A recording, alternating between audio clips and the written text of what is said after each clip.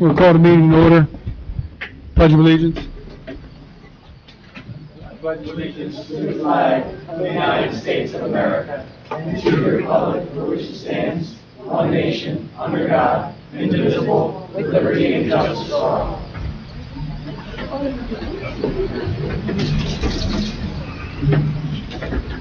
Open Public Meetings Act statement. Pursuant to the Open Public Meetings Act, adequate notice of this meeting was forwarded to the official township newspaper, posted on the bulletin board and township website on January 5th, 2026. This meeting is being videotaped and will be on Channel 9.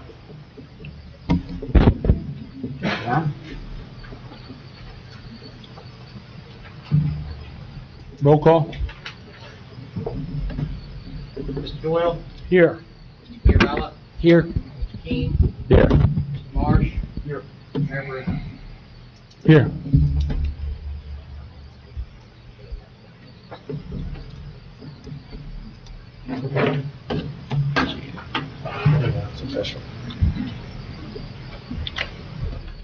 Ready? Take a motion to approve correspondence and reports. Make a motion to approve correspondence. Second. All those in favor? Aye. Take a motion to approve the minutes from March 10th, 2026. Motion to approve minutes from March 10th. Second. All those in favor? Aye. Can I get a motion to approve the bill list? Motion to approve bill list. Second. Mr. Doyle? Yes. Mr. Fiorella? Yes. Mr. Keane? Yes. Mr. Marsh? Yes. Mayor Bruno? Yes. Need a motion to approve 2026 annual license, Jersey Diner, new food applicant, La Patrona, renewal. Motion to approve the 2026 annual license. Second. All those in favor? Aye. Need a motion to approve farm stand license, 1538 Flora Road. Motion to approve the farm stand license. Second. All those in favor? Aye. Can I get a motion to approve a raffle license, Oasis Animal Shelter, June Motion. 5th, 2026. Motion to approve the raffle license. Second. All those in favor? Aye.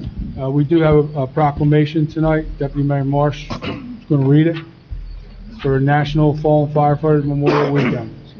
Mike? Whereas the United States Congress and the President of the United States have designated the day of annual National Fallen Firefighters Memorial Service as a day to honor firefighters and emergency services personnel who have sacrificed their lives to save others by lowering the American flag on all federal buildings to half-staff.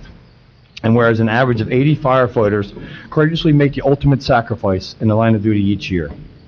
Whereas firefighters and emergency service personnel play an essential role in the protection of lives and property in our local community. And whereas National Fallen Firefighters Memorial Service marks the weekend of May 2nd and 3rd as the Memorial Weekend, and May 4th, 2026 shall be observed as International Firefighters Day 2026. And whereas it is of major importance that we increase our efforts to reduce deaths, injuries, and property losses from fire. Therefore, I, Michael Marsh, Deputy Mayor of the Township of Franklin, now convey to all citizens of the Township and patriotic, civic, and educational organizations the observance of the day of May 3rd, 2026, in recognition of the patriotic service and dedicated efforts of our fire and emergency service personnel by lowering American flags on all buildings to half-staff. I respectfully encourage these same organizations, as well as the citizens of Franklin Township, to remember all fire and emergency personnel have made the ultimate sacrifice in their service to their community, and to pay respect to the survivors of our fallen heroes by participating in Bells Across America for Fallen Firefighters. Toll a bell, pause for a moment of silence, or read a special passage to honor the sacrifices of these public servants and their families during your groups, gatherings, or meetings.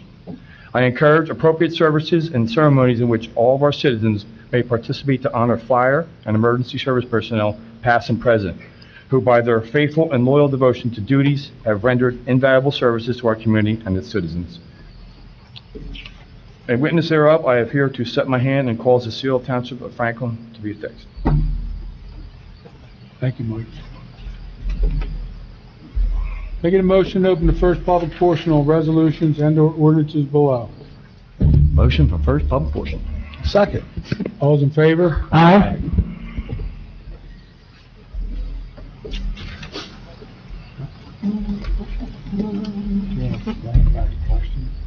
Seeing no one, I'll close. I'm just kidding, Dave. You want to? I love you too, Mr. President. Dave Marshall, 67 New Road, Malaga. Just a couple points. I know we got a lot of people that probably want to talk to them. I first want to make a mention about R-64-2026, the resolution to bring the ban against the data centers, which I greatly appreciate. I'm very happy about that. And What was that, Dave? I'm sorry. R-64-26, the ban on the data centers. Yes. And I'm very happy about that. I'm glad it's done. I've brought this up before in the past about banning businesses, and I was told that can't happen, but obviously it can. And I'm glad you're following those guidelines now. I'm sure it has nothing to do with a couple people running in the committee, with that being for the committee Absolutely seats. nothing. Myself and Greg Smith for that spot, and bringing that as one of our main points. But in any case, it needs to be done, should have been done a long time ago, and I appreciate it. A little bit about the affordable housing. The R-7226 states that this township committee has reviewed the mediation agreement and finds that its execution is in the best interest of this township and promotes the public health, safety, and welfare. I venture to disagree with that. When you look at the room that's here, I'm sure a lot of these people may not agree with that statement. The agreement that you reached, at least from our standpoint coming in, it looks like an atrocity. It looks like it's going to destroy this town. Things, at least from the outside, looks like they could have been done better. We don't see or hear of any plans in place for the infrastructure changes, school changes that'll be needed, emergency service increases, and these are all costs that'll fall on the burden of us, the taxpayers, either directly or indirectly through our taxes. I've also heard through some discussions with the different residents, and I've spoken to a couple hundred of them in the last 3 or 4 weeks, about a centralized or at least a septic system that's been talked about coming into place at the end of Lantern Way, right behind the Pennsylvania Avenue designated area of this. If that happens, as well as the property that I've mentioned before that have been sold by Mr. Doyle to the JPC group, which also specializes in septic treatment systems. They've got them all over the state, they've done them, and that's one of their specialties. It just looks kind of odd, like these may be getting ready or getting put in place to facilitate, more mega developments and more things that are going on. And again, we have a lot of people here, so I'm not going to keep it long, so I appreciate your time, and thank you. We can do better for the residents.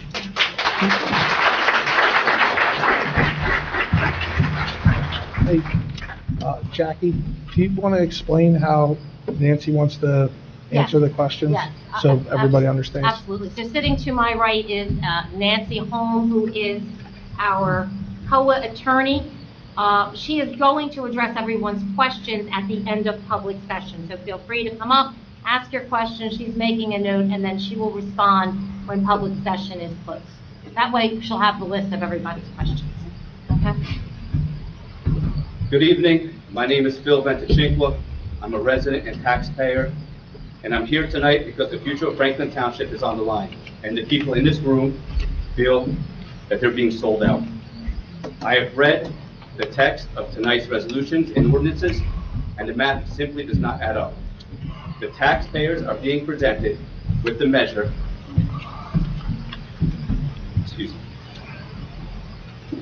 Feel your pain, buddy. with a massive permanent burden, and it's being done under the cover of a state mandate. But adding over 4,100 homes doesn't just crush our wallets, it puts an unbearable permanent strain on the people who actually keep this town running. It puts a severe strain on our brave police officers who work hard every single day to keep us safe, as well as our neighboring communities with our shared service agreements. It breaks the backs of our public works employees who are already working their butts off, plowing through snowstorms, breaking up the ice, and trying to maintain roads that are already falling apart. It completely overwhelms our hardworking municipal employees, and it floods the classrooms of our dedicated teachers. We cannot pass this massive burden onto the men and women serving this town, and we cannot pass it on to our taxpayers. I have 4 specific questions for the members of this committee. According to the agenda, the 3 zoning ordinances for these properties are being introduced tonight, with final adoption scheduled for April 30th. However, Resolution R-7226 on tonight's agenda states, the mayor and municipal clerk are hereby authorized and directed to execute the mediation agreement with ALR Franklin 1 Properties LLC, ALR Franklin 2 Properties LLC, and ALR Franklin 3 Properties LLC, all of which are shell companies. My question to the committee is this: if you vote yes on R-7226 tonight to execute this binding agreement, aren't you legally locking this town into a framework for over 4,100 homes tonight, making the public's final hearing on zoning on April 30th completely meaningless? The second question is, page 1 of the mediation agreement states that the township filed a housing element and fair share plan in June 2025. I would like to know exactly what compliance methods were detailed in this original plan.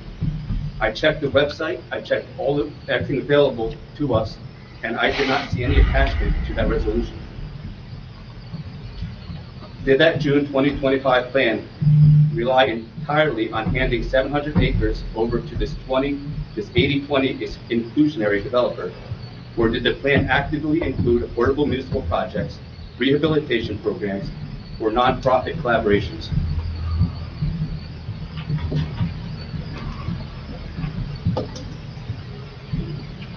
The same mediation agreement states that the court set the township's 4th round fair share obligation at a present need of 48 units and prospective need of 243 units.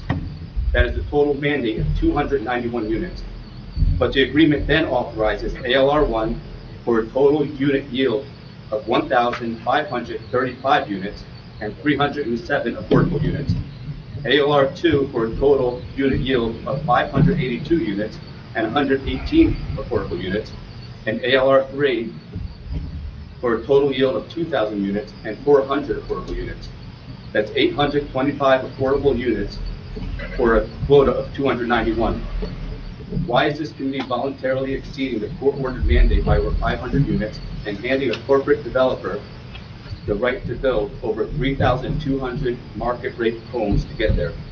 My final question is Ordinance 07, 08, and 09 state that all 3 of these massive tracts, the maximum permitted residential density shall be 6 units per gross acre. That calculates out to a maximum cap of 4,117 homes being crammed onto Prize Mill, Oak, and Pennsylvania avenues.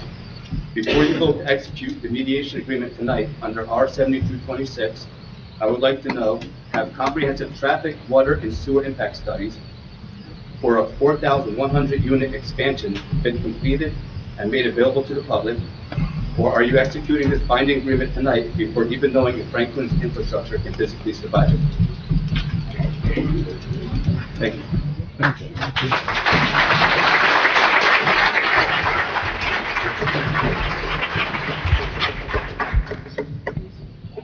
There's one empty seat in the front.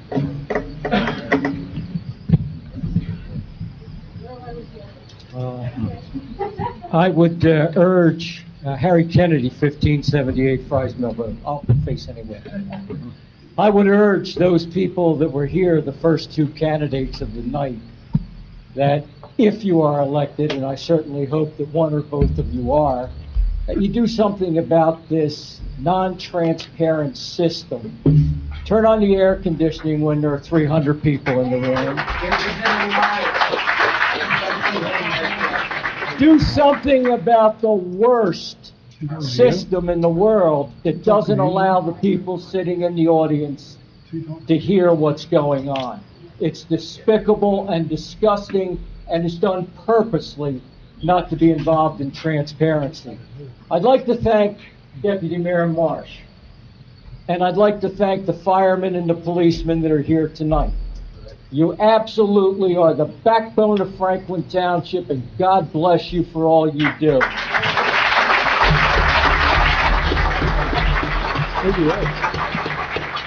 But seeing the new COA attorney here tonight reminds me of firemen. They hired a new attorney this year. They hired a new fire person. Thankfully, it's a female. There are 2 females sitting at the front. That's very rare. They hired a new fire person. But it's a little late to hire a new fire person after the arsonist has burned down the damn town.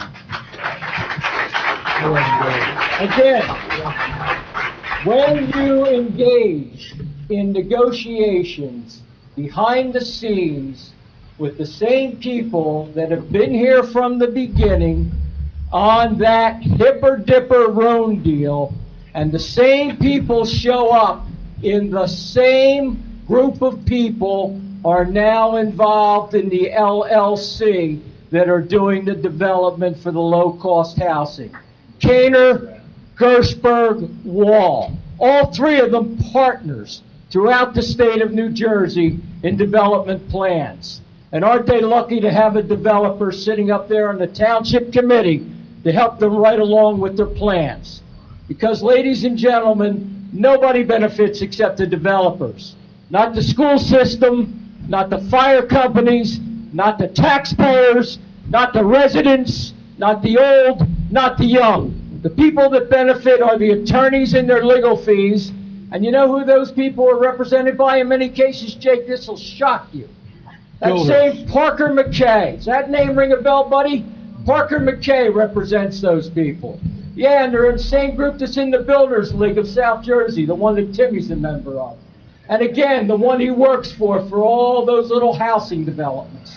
Isn't that nice? We're not going to put a solar field that brings nothing bad to Fry's Mill Road. We're going to spend $100,000 on something you never voted on in litigation to fight it, but now we're going to allow low-cost housing and God knows what else in terms of traffic and debilitation. The question I have is this.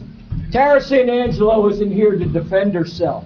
The person that negotiated at all times with Mr. Wall, Mr. Kaner, and Mr. Gershberg is my good friend, the administrator of Franklin Township, Matthew Finley. I wonder if you'd like to give us all the emails that took place between those people. I wonder if you'd like to have all the secret meetings. I wonder if you'd like to have all the deals that were cut.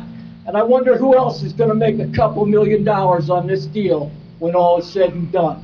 I have a couple specific questions on the agenda, Mr. Mayor.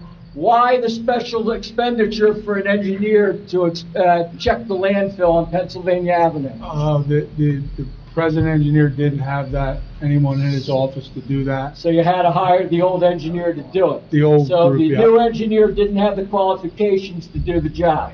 He had no one in his office Now, to do but that. he was somebody that was tied to the Democrats in Washington Township, so you hired him. Now, second question is, how much did you spend on landfills last year? Did you spend $100,000? I don't think it was that high. I don't think so, but you budgeted $100,000 this year, didn't you? Isn't that right across the street from the proposed Pennsylvania Avenue development? Isn't Bad Wells the reason that we have the Elk Township debacle? Who knows what they'll discover for that $100,000? Nice expenditure. Second question, Mr. Mayor, why are you having the public hearing on April 30th instead of the normal meeting date? Because you have to have it was supposed to be done by that time. No, you have 2 weeks, at least 2 weeks. You have to do it in terms of your agreement with the courts. But they gave us a Okay, deadline so you're to have gonna, this that's done. your deadline and you'll Correct. pass it on that night. Correct. And again, April 30th, everybody, that's the night they'll try to pass this beautiful, beautiful group of ordinances. Thank you very much, Township Committee, for all you've done to us.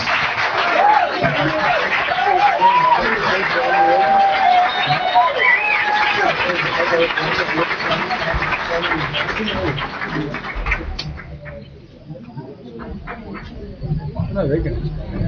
But no, I'm saying. Good evening. Barbara Doherty, Clearfield Avenue, Franklinville. Good evening, Bob. I have a couple of observations. First of all, the next public meeting should be held in a larger venue. We have several schools.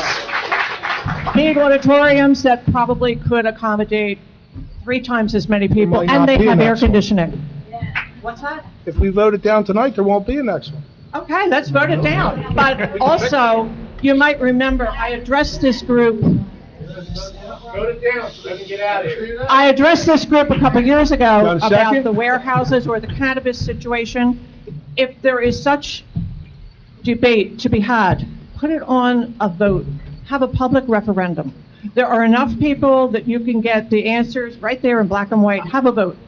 While I have a captive audience, I am inviting everybody to attend a free event Thursday night at the Franklin Township Community Center, where Ben Franklin will be appearing, one of the founders of our country. So come out, 6:30, there will be refreshments, and it's free. What? Somebody had a question? Barb, you don't. Okay. Mayor? Okay. I also have a housekeeping question. I wrote a letter to you, gentlemen, March 13th. I have yet to receive a reply. I don't know, honestly, in all ignorance, I don't know what the system is when I address a physical letter to the Township Committee, how it gets to you. Has anyone ever seen my letter? I picked it up last week. Last week? Yes. Okay. One of the things that I requested in this letter was that there be a purchase of one of the special America 250th anniversary flags to be flown at the community center, and maybe having a special event on or about Flag Day this year. So I hope that is under consideration. Thank you very much. Thank you.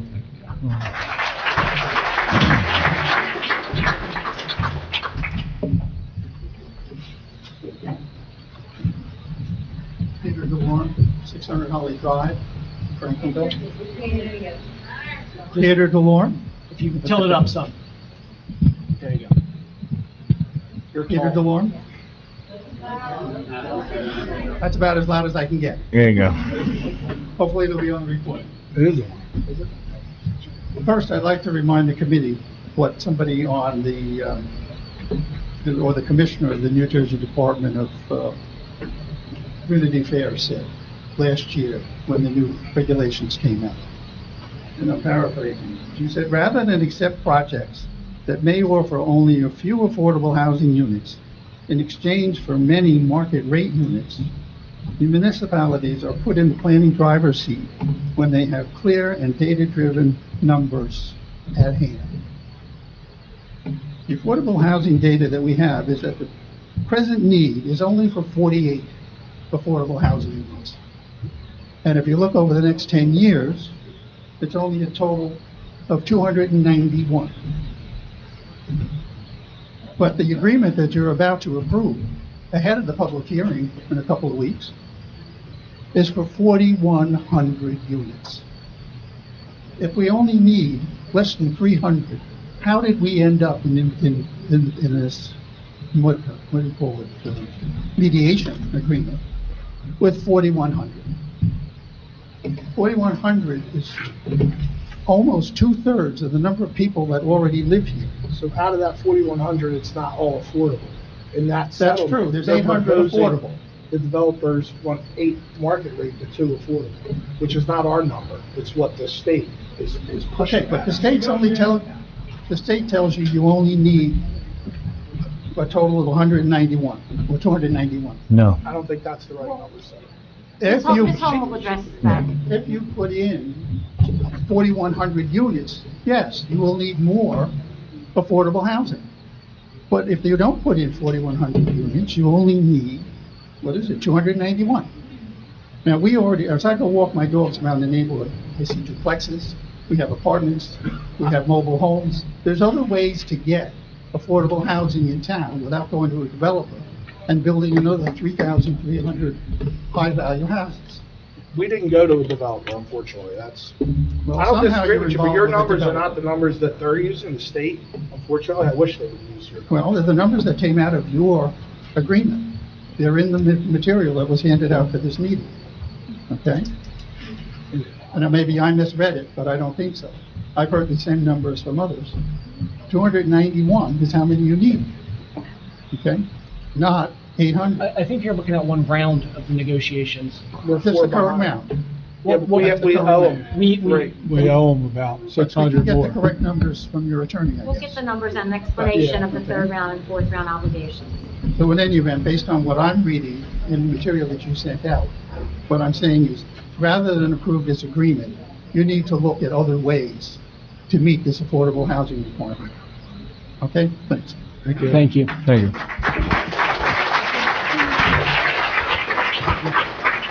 Who's moving? Who just moved?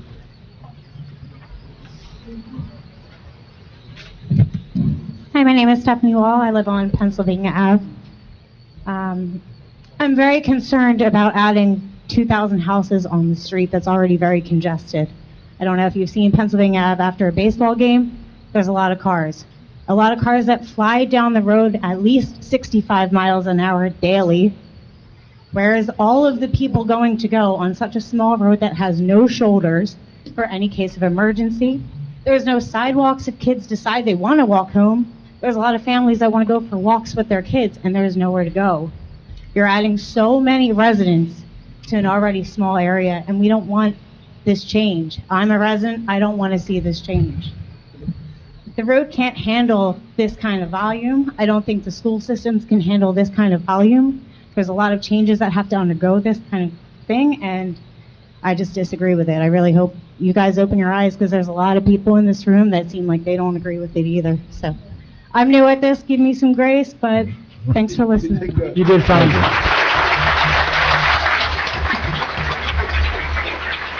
Thank you.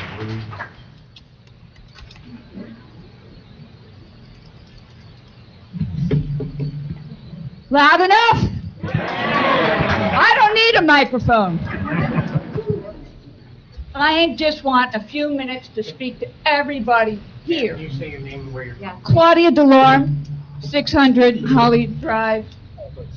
Been here almost a year and love it and hate what's the community that is being thrown under the bus. All of you here, thank you for coming. Thank you for showing that you really care about community. I don't care, Republican, Democrat, I'm talking about Franklin and Franklinville as a community. What I see when I take my dogs out walking, what I see when I say wave to the bus drivers with the kids, and those kids, and what's going to happen to them with more people coming in. I care so much, even in the short time that I've been here. So, thank you for showing up today. I don't know what's going to happen tonight. I do know there's another meeting. I do know that I hope all of you manage to get even more people. I do hope that this is going to take place in a larger venue. I do hope that we get some media coverage, because we didn't need this much affordable housing. We don't need to be paying this kind of price for an inflated number of houses. Join in, be a community, don't care what people's political beliefs are, believe in Franklin and Franklinville.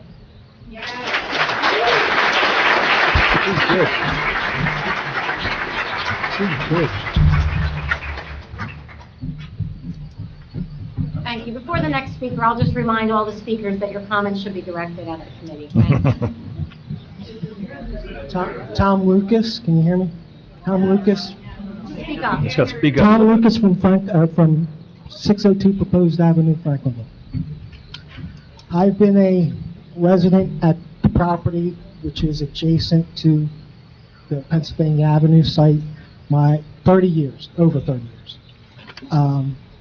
My concern is that, first, why was I not notified of some big change that was going to happen right adjacent to my house? And I find out after going to work at 5 o'clock and coming home at 5 o'clock, I find out that my wife heard on Facebook that there's a meeting tonight.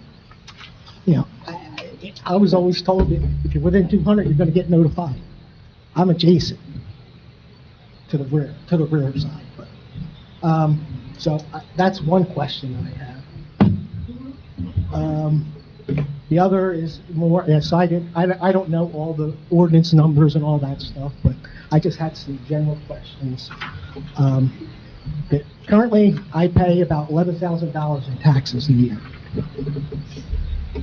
And the zoning for this area that we, at least all around us, had to abide by to build is a lot different zoning than 6 units per acre. So why, we all had to do that to come to this beautiful township. And it's very rural in character, and the property that it's on is a fully wooded site with some wetlands on it, but, I know people are allowed to develop on property that they own, but they should do it by the rules that everybody else has had to do. And that, they're going to be, on my property now, I could get another couple of units if that unit, if that zoning would come to my lot, which is very adjacent to it. Not that I would, but I could. And I might have had built 2 houses instead of the 1 because I could put 2 houses on. So I was never afforded that chance. And now these guys are coming in and you will have to approve them to do those changes. So, really, my questions are more to you than the developer, why he's asking for it. I know why he's asking for it. But that currently wooded, I think it's over 300 acres. I have 15 deer, some almost, not every night, but most nights. I have 15 deer that come behind my house, eat some apples, and leave.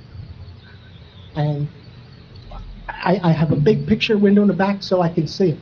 My grandkids can see them. We feed them apples. That land is going to be clear cut. All that habitat and wildlife is going to be gone. And, that's not Franklinville I know. And I hope you can see that is in the future as well, that it'll stay that way. The other comments I have are the way, is there a plan that people could see? Since I wasn't notified, I don't even know what it looks like. But my general comment on this, my general comment on that plan would be, with that density, that it's going to put a big strain on the groundwater table and the water quality in the septic systems, and the water from that lot is going to be taking the water from our properties at a higher rate, that we're going to have to change our wells out to deeper wells. So, it's all extra money for us that did it by the rules. And I don't think that's fair. The other is I'm just concerned that, with the police. I've seen a lot of these kinds of developments, and they look nice when they're built, but they end up not looking nice. They end up getting beat up and a lot of crime and stuff like that. And I feel bad for our police department and all those types of people that are involved. So I have some more, but thank you. Thank you, sir. Thank you.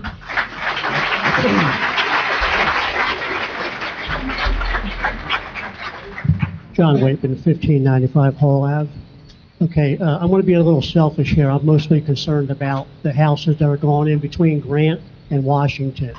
Okay, you put a couple, 3,000 houses in there, mostly families upwards of 5 people, 2 adults, 2 cars, people going to work, couple of kids, more cars going to school. Okay, how do you guys think these people are supposed to get on 55 to go to work? Okay, I'm going to tell you. They're going to come down Washington, hanging left on East. They're going to hang a right on Hall. Hall Ave just wide. Okay, they're going to come down Grant. They're going to hang a right on East. They're going to hang a left on Hall. That's the road that takes you on the 55. Grant's already a super highway. It's already a Echo Dragway. Whole Ave's going to be a disaster. It's going to be a nightmare. If this goes through, I'm moving. I mean, that's how serious I am. I can't put up with this crap. You guys have got to figure out a way, people to get on 55 without disrupting residential neighborhoods. The speed limit on that road is 40 miles an hour. I was in here a few years ago trying to get it lowered. We got no traction on that at all. Okay, so it should be like 30 miles an hour now. And it's got some traffic because we're a main route to 55. It's going to have 10, 20, 50 times more traffic. It's a very narrow road. If you widen it, people are just going to up their speed. There's a hill on it. There's a bend on it. This is a, Google map it when you get home. And you tell me how people are going to get on 55 to get to work. Thank you. Thank you.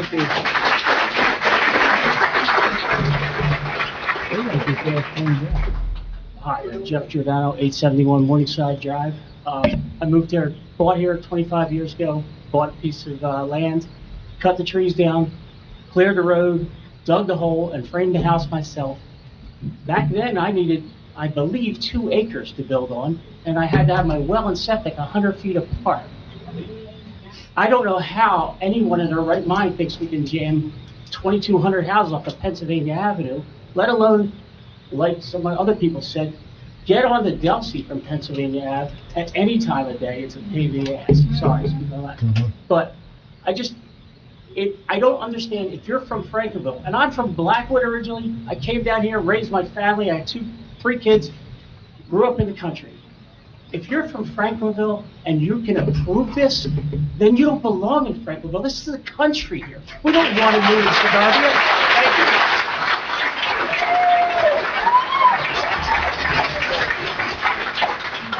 Hi, Dave Terpolilli, Dawn Drive.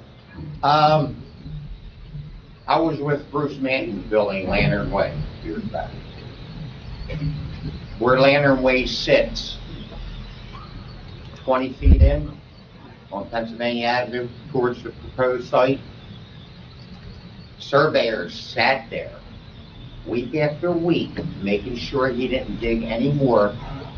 We were told it's all wetlands. And we were told tree frogs. You can't knock down the trees when you got protected tree frogs. Right there. I stood right there when the man said, Bruce packed the stuff up, moved to Florida. I hope nobody shoots at me, Bruce man, but that's the way it was back then. Can they change wetlands? Does it dry up and they say, oh, it's dry so we can build? Now, is wetlands wetlands? The state apparently. All depends what party you're from. Unfortunately. And we can't fight them? We can fight them, but it's a state regulated, it's like sewer, septic, it's state regulated. Are you guys fighting for us? Are you guys fighting for us? Mark, 2 months ago, I don't even want to use the word, but you looked me in the eye and you said you have nothing to worry about. Imagine how long it's going to take for them to develop Pennsylvania, and just to get it approved to develop. Don't mean to put a spotlight on you, but don't steer me the wrong way. 2 months ago, you told me with 4 other people back there, I wouldn't even worry about it. You know how many years it's going to take to get that approved? Here we are 2 months later. I'm trying to hold my temper down. We're here because they're suing us. No. What you say to people. We're here because they're suing us. I'd like to address They're it. suing you. This is our property. They're suing This is our property. They're suing This is you. my town. They're suing you. All of And us. yes, they can't sue us. This is our town. They can't take our property from us. Agree with the 290, whatever that gentleman said. Agree with that. How we get 4,100 houses? I don't agree with any. There has been no approval of any agreement. Yeah, but inch by You need inch. to understand that. Like I was told 2 months ago, you don't even have to worry about it. You know how many years it's going to take? Here we are. Everybody's blood pressure's up 2 months later. Who's telling the truth and who's lying? Why do we have to have closed door meetings? Okay? Why do we have to have closed door meetings? Anything that's litigated is closed door. Well, Would you want us to talk about our upcoming case in the public so that the people that are suing us? You're not can see talking, it? you're not That talking. would be the dumbest Wait, thing in the wait, you're world. not talking about a murder trial here. You're talking about our property. Listen, Your kids- we're fighting for you, I'll and tell you're what, attacking I'll us. tell you what, Tim. How about if we bring the Section 8 houses? Hey, Down Dave, I moved. I live right near Grand Ave, bud. Dutch Mill I moved. Road, I live right on. Hacienda where the dead. I don't live there. I live Oh, right that's on Grand Ave. That's where the Hacienda's at. Okay. Good evening. Think of another argument.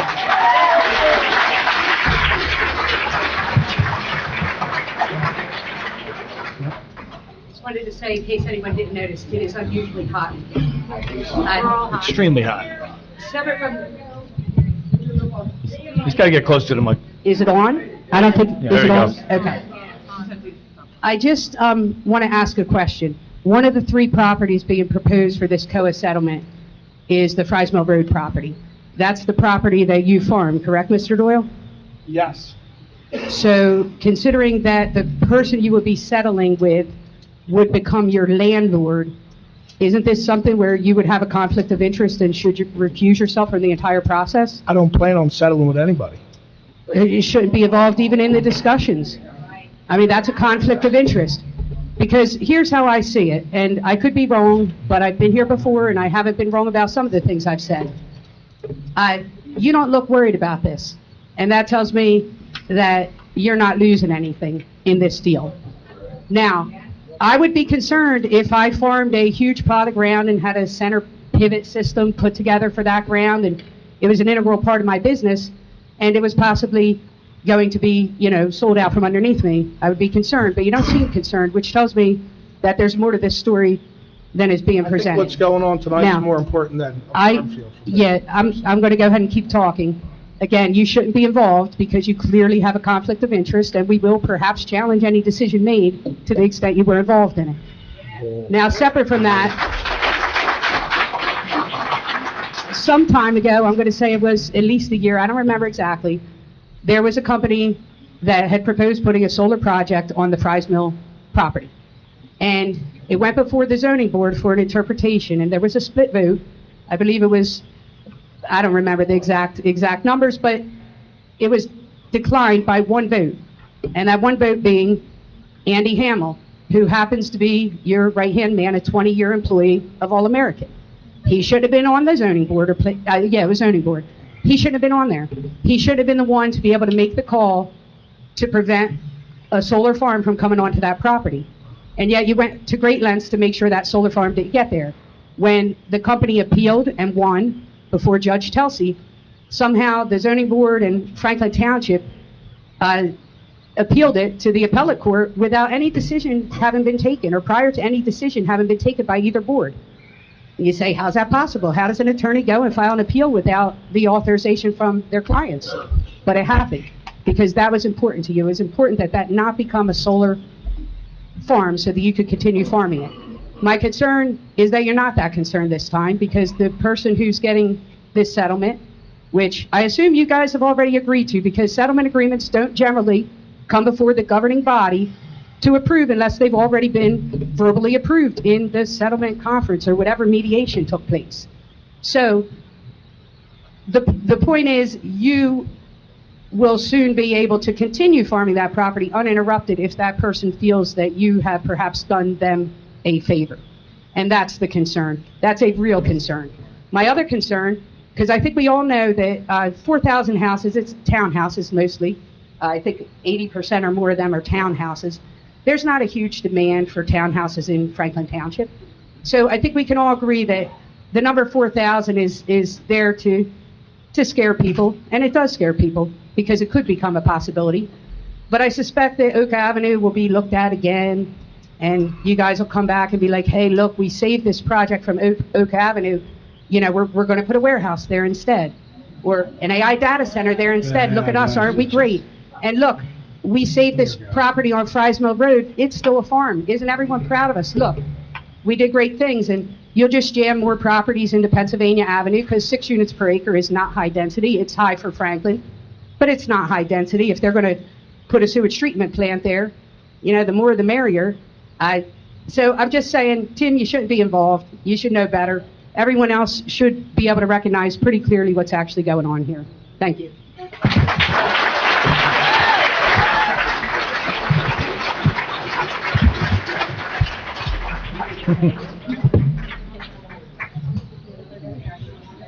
Hi, Cassidy Lawson, 1081 Pennsylvania Ave. I just want to backbone on a lot of things that everybody's bringing up in here. You know, obviously, I've waited years to live in Franklinville. I grew up here. This is my home, and I could have bought a house years ago. I worked my butt off to be able to afford a nice property in Franklinville. And honestly, it's my dream home. I'm so excited. I was so excited to live somewhere where there's a good school system for my future children to grow up in, you know, a nice town, a small town vibe, a good community. And I just feel like it's being ripped away from me before my eyes, and I feel like a lot of things have happened really fast without people being able to make the decisions as a town, basically. But regardless, I just want to make the points as well of this, you know, how are our school systems handling all of these properties? How are our roads going to handle this? Our first responders? I mean, it's just absolutely ridiculous that, you know, at the end of the day, we're going to be the ones that are paying for it, not only financially, but this is the future of Franklinville. I am the future of Franklinville here, and I feel like my future has been completely altered. And now I have to worry for my future children because, you know, what kind of school system are we going to have if, you know, all these kids come? I can't even formulate my thoughts right now.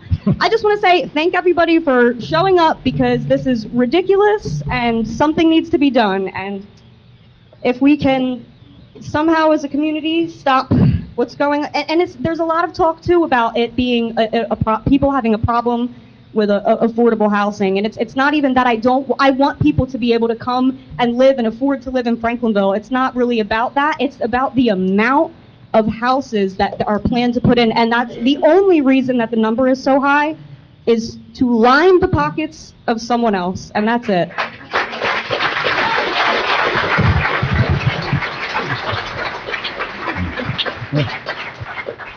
Hello, can you hear me? Yeah. I'm Lori Goldsmith, 206 Cherry Tree Court in Franklinville. I've been a lifelong resident of Franklinville, and I want to go on the record that I'm against all of this for all of the reasons that everyone has been saying. The water table, the septic, too many people, the schools. I went to school in the morning, I'd go, 7:30 to 12 at Delsea, and then the afternoon group came in. We may go back to that if we get all these kids back here again, which we can't handle. It was awful. So I'm wondering, Mike, I've known you most of my life. What are your thoughts on this, being a former police officer here and committee member? Are you willing to just give up and say yes? Well, I don't know if you want to answer this. Listen, I have no problem. I'm transparent. All right. As a former police, it's going to be a huge impact on the police department, huge, because of the volume of people coming in. And I'm not for that, of course not. The schools is going to crush our schools. We're going to have to add another high school, 2 elementary schools possibly. So right now, I pay almost 13. It's a long process, and it's an ugly process, and there's not one person on this committee that wants it. Remember, someone came up here. It's not about politics. It's about politics. I think what's his name? Phil. I can't pronounce your last name. He ran as a Democrat. His party is the one that's crushing us. The Democrats control the state. We don't want this. It's being forced down our throats. Do you think we want this? No. It's a law. Governor Murphy made it a law. Chris Christie halted it. He made a law so it couldn't be halted. So I would dig my heels in the sand and fight Trenton. That's what I want to do. Trenton. I want to fight Trenton. Everybody. Do we have to go to Trenton to fight it? Yeah, I want to fight it. I've been offshore wind for 3 years, and this is just another fight in my book. It's a fight, and I'm willing to dig my heels in and fight for Franklin Township. Thank you, Mike. Anyone else ready to fight too? The committee can't vote until public comment is over. That's the point. So when public comment is over, we'll hear from public counsel, and then the committee will be able to vote. But we can't do that and prejudge until the resolution is called. I got it. I'd like to answer too. First of all these people coming out is great, because it's for the wrong reason, unfortunately, but it's great that people are involved in learning. There's no one I know in Franklinville that's for them. Nobody. I'm a farmer. I preserved hundreds of acres. I hate developments. I built 2 houses in my life and lived in them both. I get it. I agree with the water, the sewer, the traffic, the schools, the police, the fire, everything. The problem is the state controls that stuff, and they're ramming it down our throat, and we're fighting it, and we're going to fight it as long as we can. But at some point, it could potentially bankrupt us now. I don't mean tomorrow. Supreme Court. So I don't disagree with you, but my point is we're not fighting you guys. We're fighting for you guys. But the problem is we're fighting a giant. Yes, we are. We're fighting a giant. There's no backdoor deals. No, we're talking. You can't talk till you come up to the mic, sir. You have to come up to the mic. You want to talk. There are many big towns with a lot of money in them that have fought this and have lost. And lost. They all are losing. I've been talking to people, and they're like, our best bet is to, kick it down the road, or make sure that they don't develop all of their profit houses first, do the low income so we don't get screwed that way. And No. that's something that should be in all You're 100% the work correct. that you're doing right now too. But I know it's a hard fight, and we have to fight it in the polls. If we can kick it to the next governor election, that's where we have to fight it. But I think we're here. and I'd just like to add, I'm sorry, I couldn't address you when you were up. Your name's Dave, correct, sir? As Mike said, we are all fighting, but we also have to realize that fighting comes with a cost. We're not going to debate back and forth. Yeah. I'm sorry, get it, sir. It's wetland. They It can't is. change it. You don't think the state? You don't think the state can change it? The green tree crop. Yeah. We're gonna get what's gotta do. Democrats make them disappear. Sorry, you can step up and do your comment. James Masitis, 1081 Pennsylvania Avenue. I grew up in a town that was ruined by these developers, Winslow Township. If you drive around, you see it happening everywhere. Vineland, Williamstown, all these towns have been ruined by Ryan Holmes. Is Ryan Holmes going to be the developer that ruins our town? Who knows? Who else builds the mega developments in New Jersey? I can name 5 off the top of my head. Drive around, it's all Ryan Holmes around here. Ryan That's all we Papera, see. Haldanian. They're 3-story plywood shit boxes. We don't want them in our town. I agree. Now, you guys brought up that the town's going to file a lawsuit against us. Is it cheaper to pay the lawsuit and settle with the state than it is to raise the taxes and screw the whole town over? That information is going to come out, which I wish I could comment on now, but... Because I know a lot of Let the attorney residents do would it. be much happier paying for the fines against the state than allowing our town to be ruined. Right, I agree.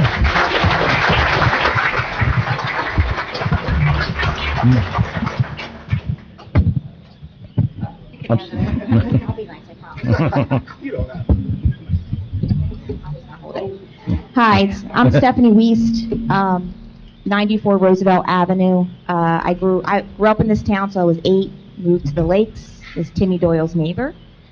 I've been in the township for 20 years. I moved to Franklin Township from Monroe Township because of the overdevelopment. I was the last graduating class of the old high school of Williamstown before it became an atrocity. I don't want to see that here. I am a former public New Jersey auditor for municipalities, fire districts, and school districts. I understand the Mount Laurel ruling, and I'd love to provide any assistance to the board that I can in advisement. I have a couple questions that I'd like to be answered at the end of the session. Have you looked to fulfill our township obligations under the Mount Laurel ruling with a partnership with Operation Safe Haven? You can utilize a partnership with Operation Safe Haven and add more mobile units in that area to fill the obligation of the Mount Laurel ruling. Have you considered the options outside of inclusionary housing to include special needs or senior housing to eliminate the burden associated with the increased school budgets?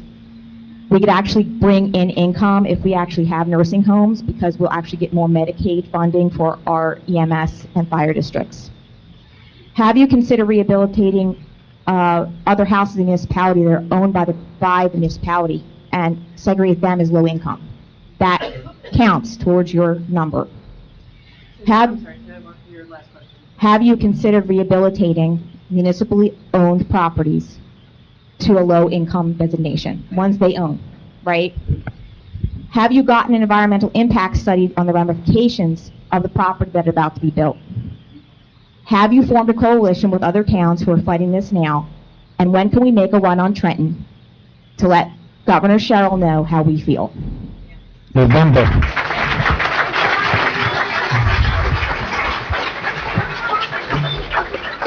Good job, Zach. Hi, Courtney Zematitis, 1128 Sweetsboro Road. I also am coming to you as a lifelong community member and a teacher within our public school system. And right now, despite all of the negative things I'm hearing, I want to know about the children. Because at this point, I cannot foresee an increase in student enrollment while still providing a quality education. So what is the plan? I heard 2 more elementary schools needed, but we couldn't even get a preschool program. So where is this money going to come from? Exactly. That's my question. That's our question. We asked the state these questions. They told us to just basically shut up. So what would the next step be? Vote the Democrats out of Trenton and we get rid of this. There's your answer.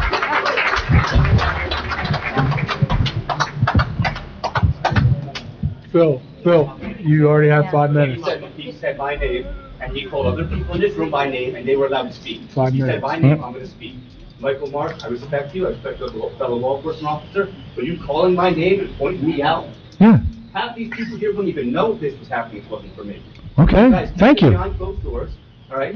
Nobody knew about it unless they go to the website and read the agenda. They would have no idea this was happening. Okay, so to say I'm the reason, No, that's what you're answering, your party.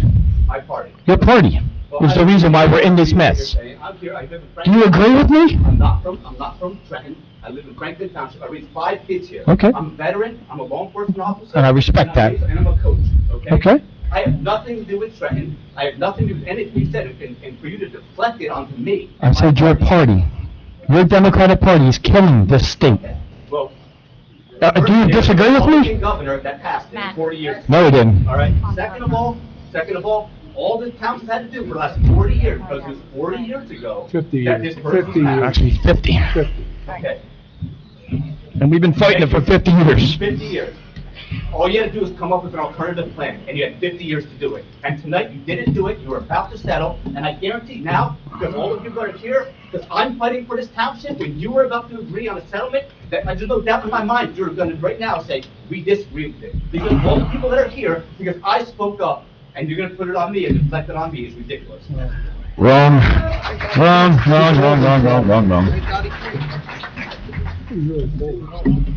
Gentlemen, I live on Proposed Avenue. Your name? 378. 378 Proposed Avenue. Your name? Paul Burgess. I moved here in 2019. Bought it because it reminded me of where I came from, dirt. The closer you are to your roots, that this is my home now. I retired here. And now, the property behind me, I got people walking all over my property. What are you doing here? You want to sell your property? No, I don't. We need access back there. I don't give a shit what you need. Get off my property. That's wrong. You guys should build a high school. How much do you pay for each kid to go somewhere else, other school? Do you have a high school, a middle school? Huh? You should have built that infrastructure before you talk about putting Section 8 housing. We have a high school in this one, that's But all. we're saying we're gonna need additional schooling if all these houses go. We have a high school and a middle school. Where's it at? I've never seen Right on it. Friday. The high school? Delsea Regional? Yes. Yeah, that's not Franklinville. Yes, it I is. understand that's a consortium of different counties. It's a regional, It's a regional school. in Franklin Township, for Franklin Township residents. What is this? You don't want to turn this into Patterson, Camden. I came from up there. You're preaching to the choir. I don't want that.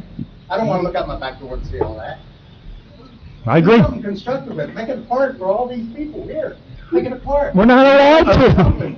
There is. We're not allowed They to. don't own the land. We do. The people do. Let's all take a bus to Trenton and let's speak to them. Let them hear us speak. Let's take a bus to Trenton. People here own Listen, I've lived here my whole life. I've been here my whole life. I come from down south. I'm moving down south if this gets passed. Now, this is my home. I don't want to see it. I agree.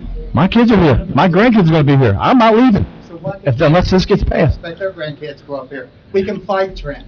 Oh, yeah? I'll pick up a class action lawsuit against Trent. Good luck with that, but I'll be the first person to sign your petition. But we have to fight them in the ballots in November. No, we can start right now, today. I wish we could, trust me. We're all here. I'm right there with you. I'll drive the bus. Starts here. I'll drive the bus. You're in the military, we fought. I'll drive there. Let's go. Let's go. Yo, the best fight is the one worth fighting for. I'm right there. This is Hoorah. it, gentlemen. You represent each and every one of us. That's right. Stand up with us. I'm here. You are. I'm with you. Nobody else is saying a thing. Oh, they're here. They're good behind me. You of all people know what it's like to hold dirt in your hand. I know all about it. I don't like houses and developments. That's life. I moved from Williamstown because it was overdeveloped. I'm a Franklin. But I moved down here to move the close one the rest of my life. Whatever No, it is you like. can't. I'm a bridge painter. I get tired every day.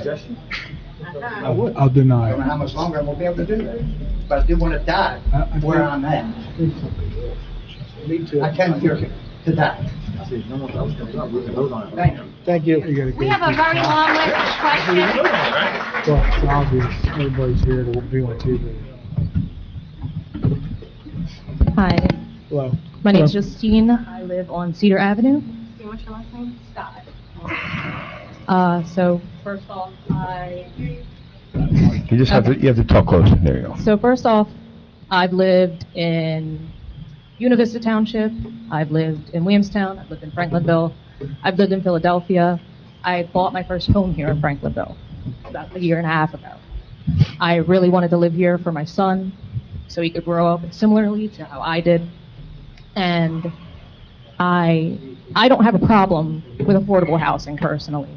But like somebody had asked a question before, kind of the math of it all, and I think you guys answered the question, but the math of it all from what I've read on the agenda doesn't make a whole lot of sense to me.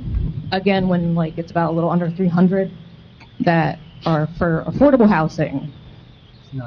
It's over 900. It's 900. Over 900. It's multiple rounds. It is very People are confusing. looking at Very individual confusing. rounds, but overall, between the 4 rounds, it's over 900. Okay, so like 900 total, but then again, then we're building over 4,000. Times 5.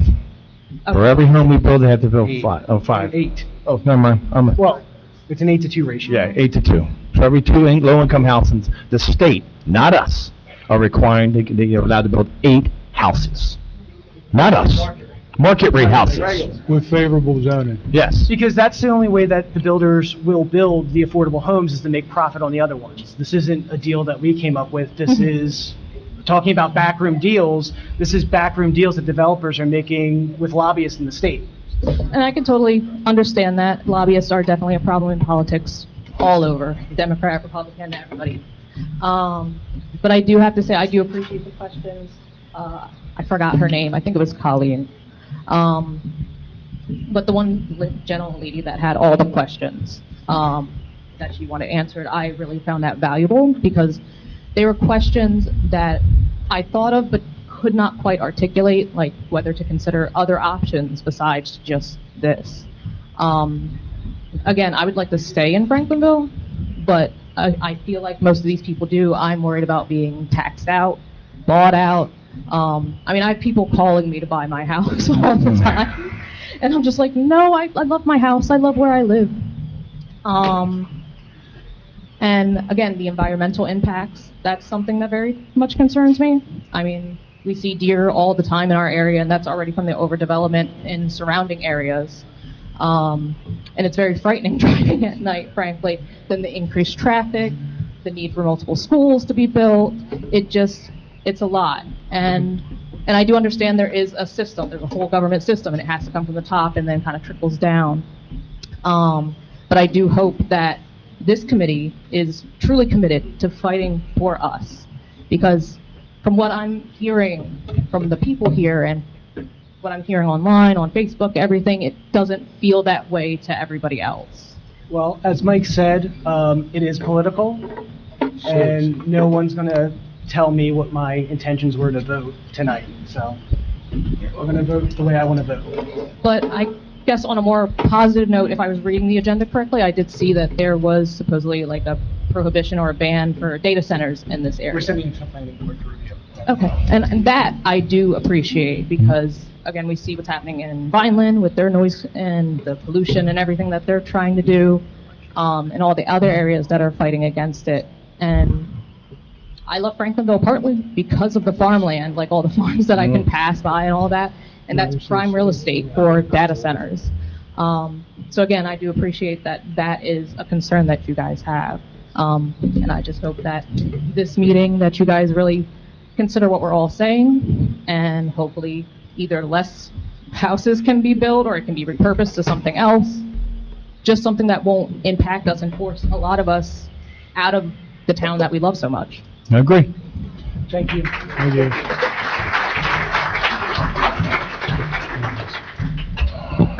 Hi, Mindy Curran, 71 Edgewood Avenue, Malcolm. I'm responding to some of the political comments, and I just wanted to give some clarity of the history. This started in Mount Laurel, I believe in 1975. There was a mayor named Bill Haynes, and his quote was, "If you people can't afford to live in our town, then you'll just have to leave." What party was he in? What party do you think supported Jim Crow? I'm not making this up.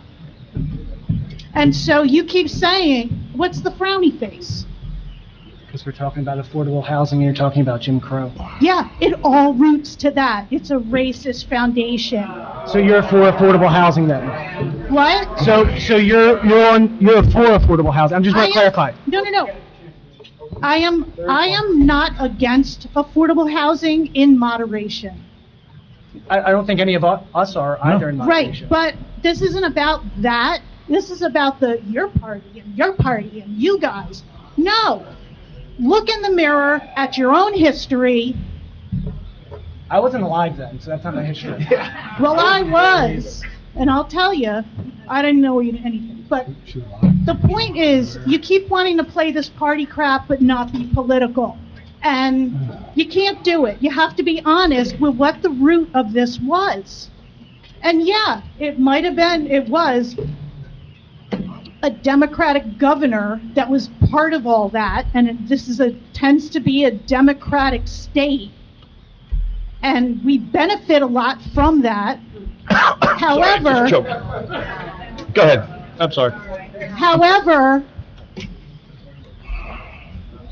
I'm listening to you. Go ahead. I lost Keep talking about how Democrats are doing so well. Emergency. Keep going. Just calm down with this party and that party, because look Calm at your down. history. It's disgusting. And Okay. okay, what? I don't think that anybody was here to talk about the history of. Come on. No. We're talking about who's forcing this. It's a Democratic Who legislation. initiated it? Okay. That's the problem. The chicken or the egg? I'm not talking about before well, we the were chicken born. broke the egg, okay? Oh, So well, you probably ate chicken. I'm vegan. What can I tell you? I don't eat eggs. No way. Never thought that. They're turning on you. Come up with something I good. don't care. You gotta say you hate us. Come up You with gotta get them something back. You better. The point is, You got the hook. leave it to be about the housing and the township and not the parties, because you don't look good. Says one person in the room. Thank you.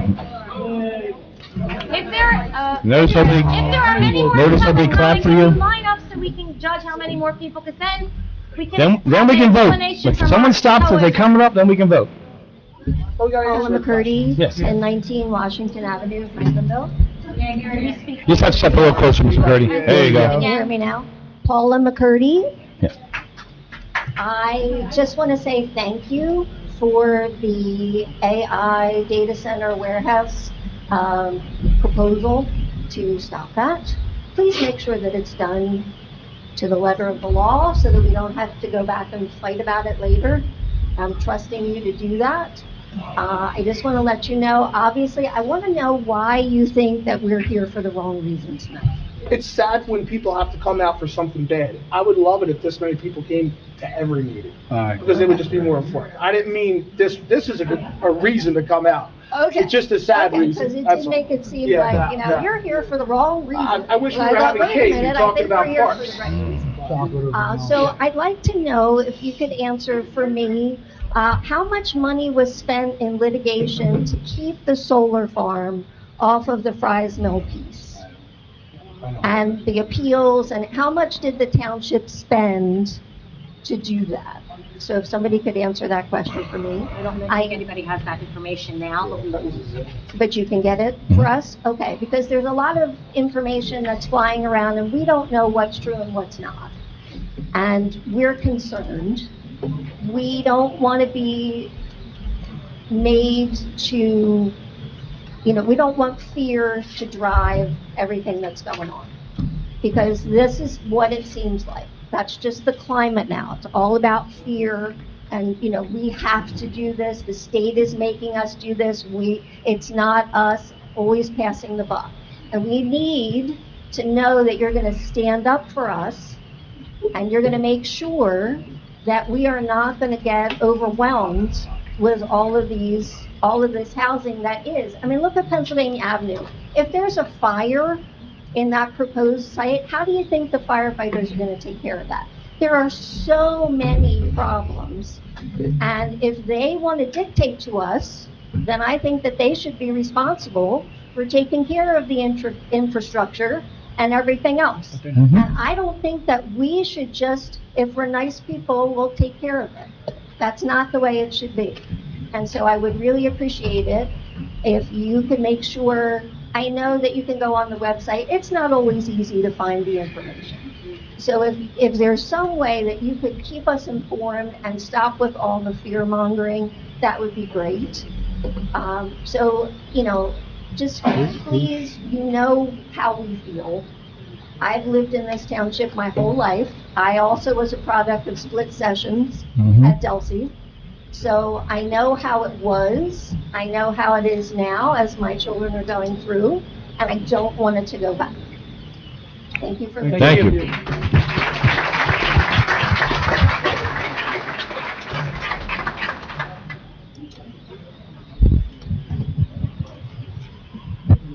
Jim Kelly, 2983 Dutch Mill Road.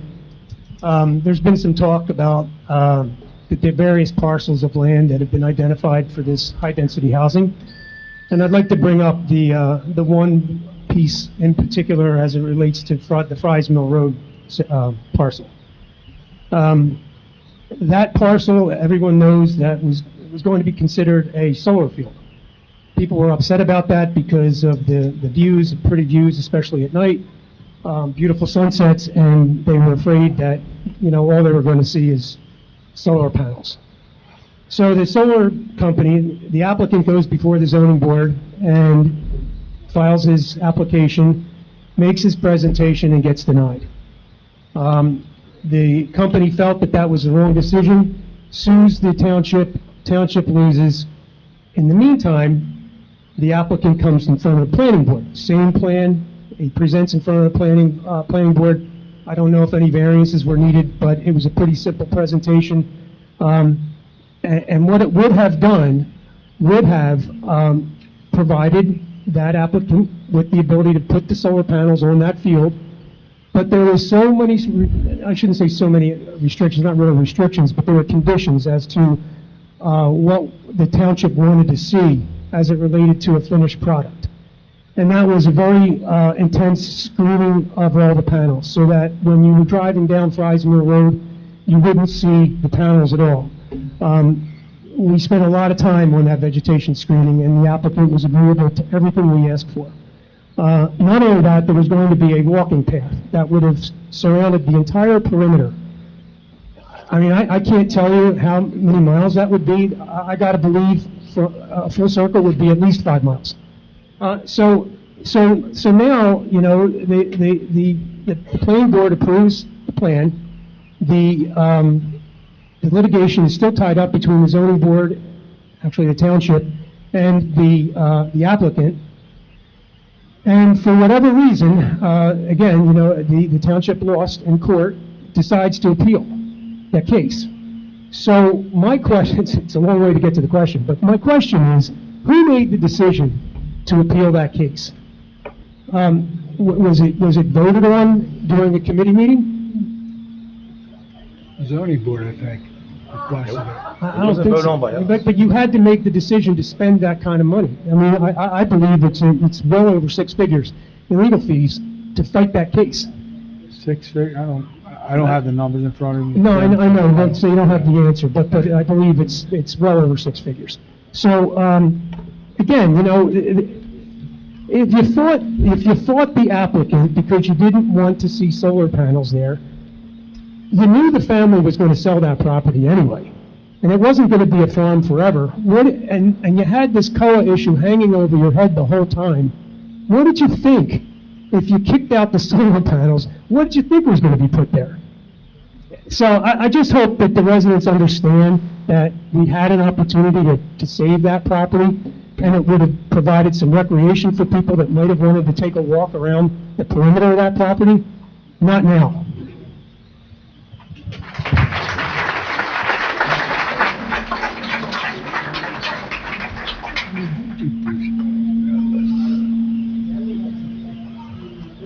Hey, at least it's working. Neil Cohen, 920 Little Mill Road. Many years ago, I lived in Ocean City, and Ocean City had a requirement to provide low-income housing. They bought their way out of it. From what I understand, we can't do that here. Okay. Okay.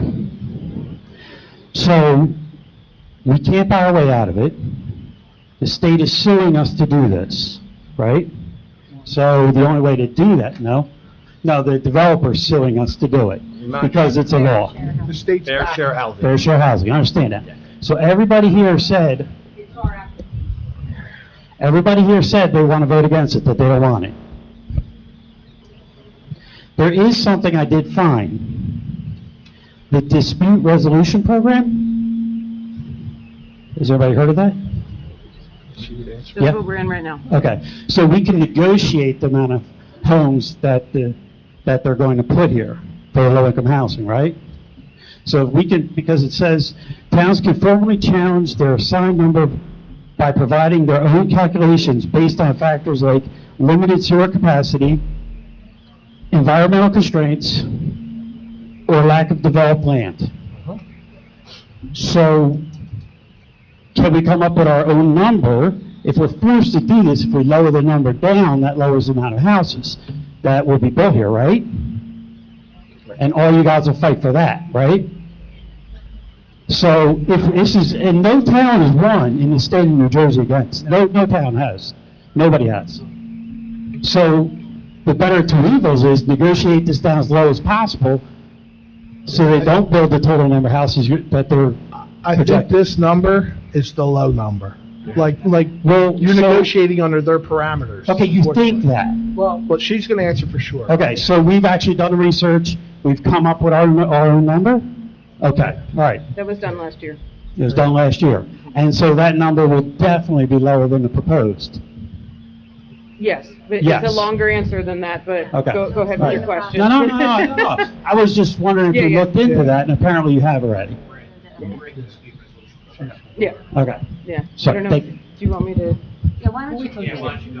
I'm going to explain a little bit so that if you do have additional questions, maybe this will help everybody understand what's going on. My name is Nancy Holm. I work at Serenian, Edwards, Buzak, and Nolan. Is this on? Can everybody hear me? Okay. I talk pretty loud, so but just in case, please let me know if you can't hear me. I have been an affordable housing attorney for about 20 years. In fact, one of my first cases was Franklin Township back in 2007. So I want to explain to everyone how the process goes first. And then I will explain where Franklin Township sits right now so that maybe you may not still like it. I don't like it. I represent over 20 towns throughout the state, from North Jersey all the way down to Salem County. I hate every single thing about this bill that was passed in 2024, okay? I have been representing municipalities for a very long time. I am married to a farmer, so I understand why you're frustrated, and I understand everything about this process, okay? My law firm represents over 100 municipalities across the state. That's about 20% of the municipalities in the state. There are only about 7 of us, so you can imagine we're pretty exhausted. My law partners went to Trenton every day of the hearings on this bill and jumped up and down screaming, saying how detrimental this was not only to the state, to the environment, to municipal process, to the taxpayers of this state, to the taxpayers of each municipality, to the school systems, to everything, down to how quickly they made us do all of this. It was not transparent. It was not fair. It was not fair to any of you. Unfortunately, the statute that was created a court process, which means, and the dispute resolution program, we call it the program for short, created a mediation process. And what happens in mediation is that everything is confidential until you get to a settlement, unfortunately. We jumped up and down screaming at Trenton and told them this was unfair. This is unfair to all of you. They did not care, and they passed it anyway. So I want you guys to understand that. Not one of them cared. They barely changed anything that was beneficial to you or to the municipalities. It only impacted the builders, as usual, through the Mount Laurel Doctrine. The only people who have benefited from 1975 to today are the builders. So if there's anybody who understands how angry you are, it's me, okay? I have a lot of municipalities just like you guys who have been railroaded by this particular process in round 4. So I understand, okay? I want you all to know that, okay, from the bottom of my heart. This process was designed to stay away from you because there was a governor's election this past November. Everything was behind closed doors by the time November rolled around. You may have known what the township's number was before the election, but everything else was kept quiet until after. And the impacts are just now coming out. And I have sat in rooms like this for many, many hours across the state. But I'm going to bore you a little bit, and I do apologize, just so that everybody understands Franklin Township itself. There are 4 affordable housing rounds. The total number of just affordable units for Franklin Township that is responsible from the induction of the Mount Laurel Doctrine, so from the time COA started, 1986 through today, is 936 units, okay? The original Fair Housing Act said that municipalities could not be forced to expend their own money to comply. The same Supreme Court that created the Mount Laurel Doctrine also created the builder's remedy. And what that meant is, if your municipality does not comply, a builder can force you to comply. And what they can do is come in with an absurd amount of density, with a 20% set aside, which is, so 1 in every 5 units is going to be an affordable unit. And I'll get into that in a second. So, multiply 936 times 5, and that's where we are, okay? You are not alone. I know that rings hollow to everyone in this room, and I understand, okay? It's nice to be back in Franklin Township, by the way. I haven't been here in 20 years, and you haven't changed, and it's a great place to be, and I do applaud you for that, because it's a nice place to be.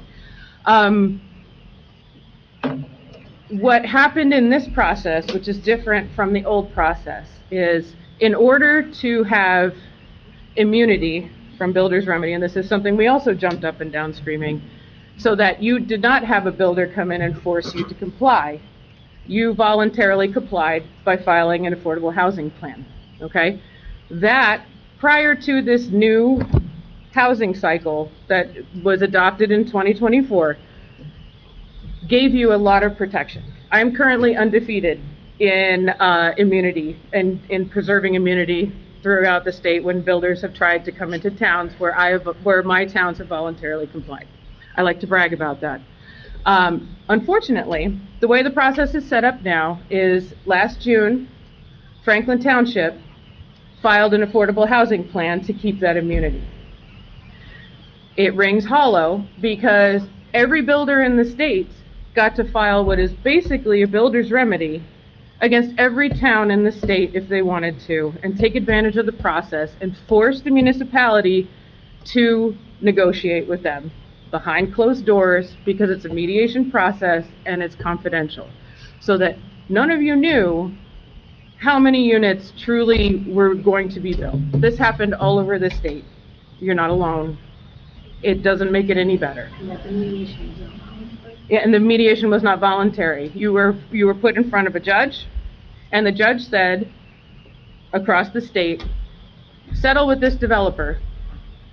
Now, Franklin Township doesn't have water or sewer, and the last man, I forgot your name, and I'm very sorry wherever he went. Thank you. Thank you. You brought up a good point. You don't have water or sewer, so that number can be adjusted down. The number was adjusted down for Franklin Township. The problem is, if you had, and this has been across the board for every housing cycle, if a developer comes in proposing affordable housing, even if you've lowered your number, you have to support their project moving forward with water and sewer. That is across the board. That has been the law since COA was established in 1985. Yes, that you have to support. I didn't say pay for it. A lot of times the township did have to pay at least for the pro rata share of the affordable units, okay? But you had to support any application to the DEP, any application to Clayton, to Vineland, to whoever, to get that capacity, okay? So you were not off the hook with that number, even though you adjusted it down. And we still have an adjusted number, okay? But we have a developer who has come in and taken advantage of the process that was created by the Builders Association, by Fair Share Housing Center, and a lot of other lobbyists to wreak havoc across the state. And this is where we are today, okay? Until the mediation agreement could be finalized, it had to be done confidentially, unfortunately. And like I said, we jumped up and down screaming at Trenton and no one cared.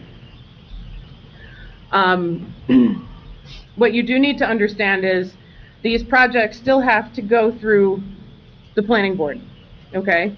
The township, if it decides to accept the mediation agreements tonight, has to introduce ordinances that make the projects an as-of-right application to the zoning board with as minimal variances. Sorry, it's a little hot in here. I don't know if anybody noticed. As minimal variances as possible. So they have to provide the zoning that creates the projects that are creating the affordable units. Okay. That has always been the case in affordable housing, whether you were sued by a builder in 1985 or whether you were sued by a builder through this process. So that has not changed. Every developer comes in and wants the world. Okay, and hold on one second. So, but that means that they still have to go to DEP and get all of the approvals. They have to get water. They have to get sewer. They have to delineate the wetlands. They have to figure out how many, I don't know, horny toads are on the property that are threatened and endangered species. Does bald eagle live there? I don't know. So they still have to go through the process that any other builder would have to go through. They just have as-of-right zoning. They don't have to go to the zoning board. They go directly to the planning board. Planning board has public hearings. So I'm sure that it'll be just as hot when they come in, and all of you will be there. Was there an alternative plan? Yes. Franklin had settled with Fair Share Housing Center in the last round, and they put forward the same plan for this round because you don't have any water and sewer. So the number was adjusted down, and the same mechanisms that Franklin just put in place a couple of years ago with the agreement of Fair Share Housing Center were used. And I believe that Fair Share did not have that big of a problem with it. But the problem is you had a developer coming in who took advantage of the system that was created for him. And this is what we're left with. And I would like to tell you that Franklin is unique and you should throw the baby out with the bathwater, but this is happening everywhere. You can go to any municipal website in Gloucester County. I represent a couple of them. Same thing is happening everywhere. And it's not fair. And I am really sorry about that. We did the best that we could. This did come from Trenton. 2 years ago, I was at the League of Municipalities, and the mayor of Newark said to everyone in the room, affordable housing will be a top-down process from here on out, and you will lose home rule. Mayor Baracus said that at the League of Municipalities 2 years ago to everyone in the room. We had no idea. I think it was three years ago. We had no idea what he meant, but now we do. So that's where we are. I just want to, that's generally the process. So if everyone has questions following up from that, that's what we're dealing with, and that's what everybody in the state is dealing with. So I know that probably doesn't make you feel any better, but that is generally the affordable housing process. That's why we have to address it by April 29th. Oh, right. Why we have to address it by, it's actually April 29th. The court, everyone in the state, aside from Franklin Township, had to have everything in by March 16th. Every single town in the state. You can imagine how tired I am.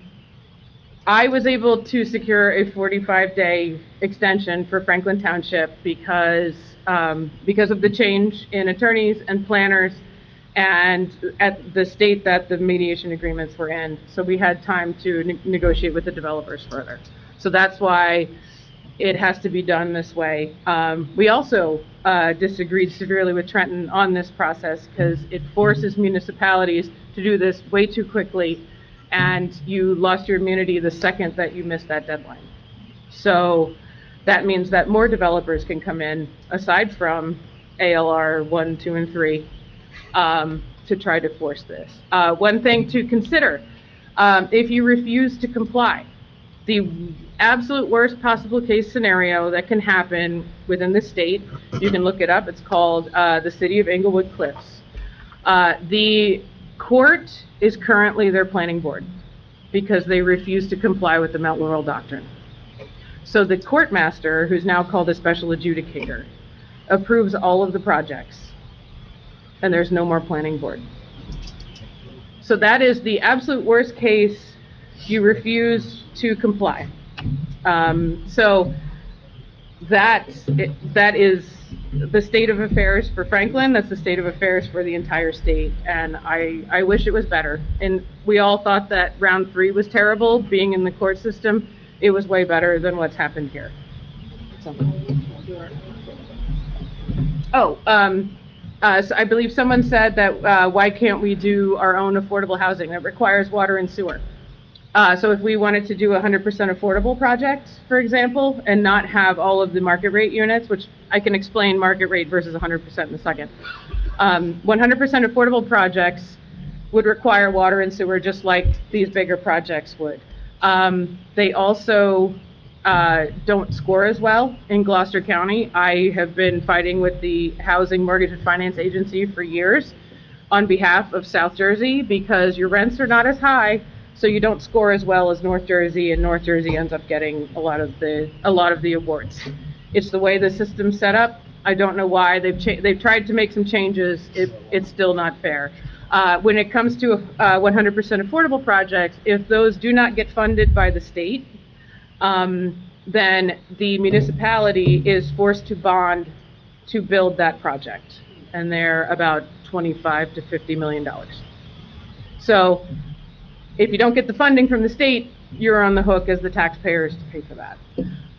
So the difference between 100%, and I'm sorry, I hope I'm not making everyone fall asleep. So inclusionary development is when you have a 20% set aside.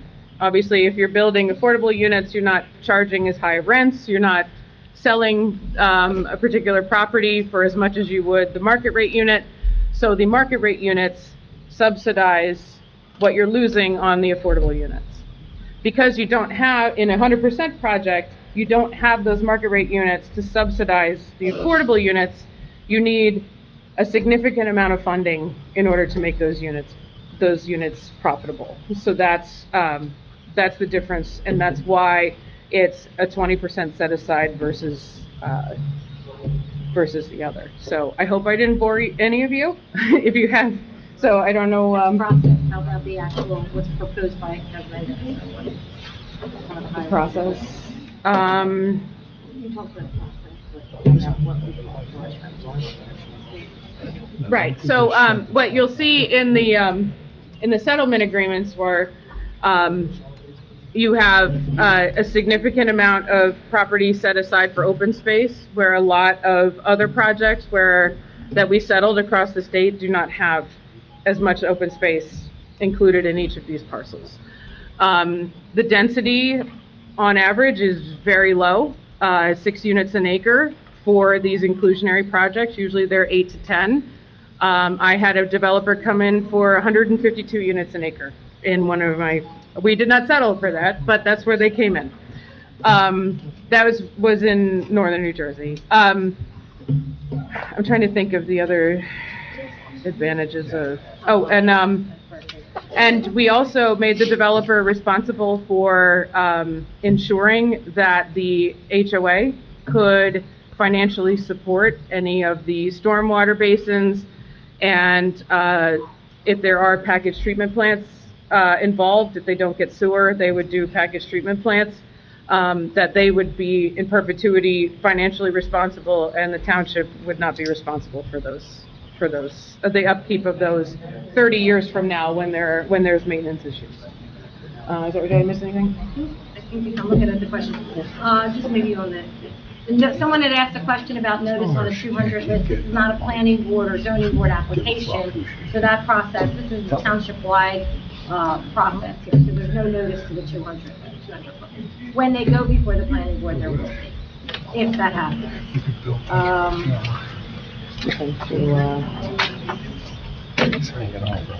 Sorry, safety, operation safety will not produce. I know that we spoke yes. to. Well, hold on, let me get to those questions were very good. Okay, so yes, if there are group homes, supportive and special needs units, you can include them in your plan.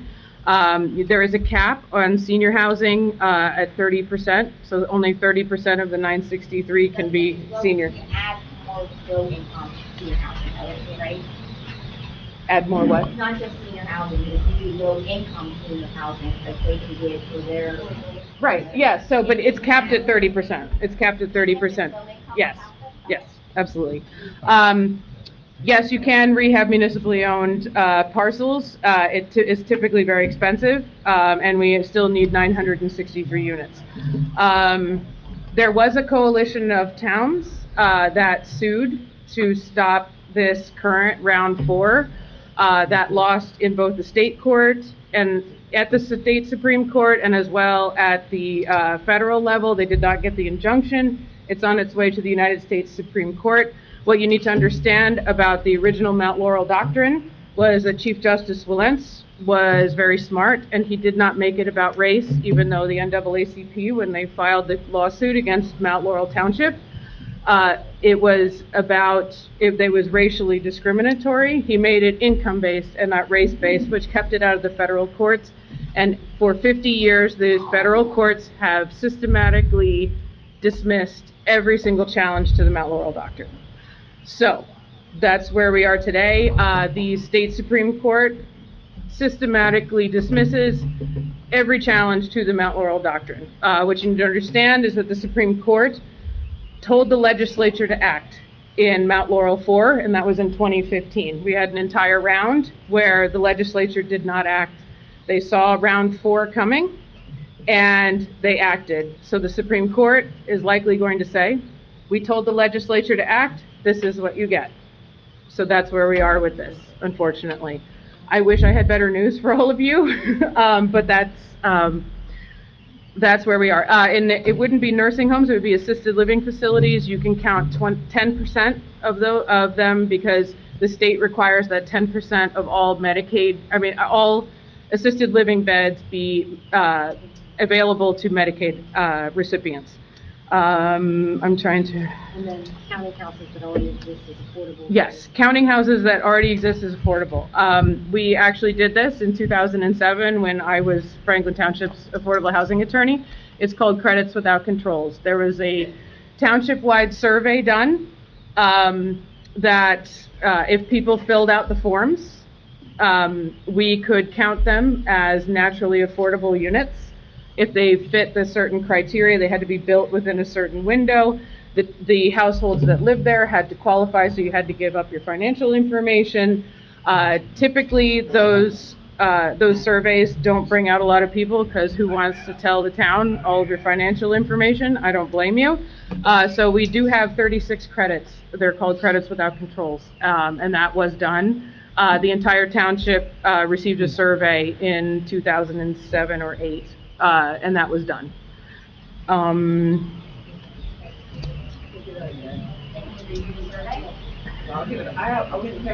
We can try if you want. We can definitely do that. There's nothing that prohibits us from finding alternative affordable housing units here. The issue is that we have a developer who has challenged us, and that there's a settlement agreement. But that doesn't mean that we can't find affordable units elsewhere. So.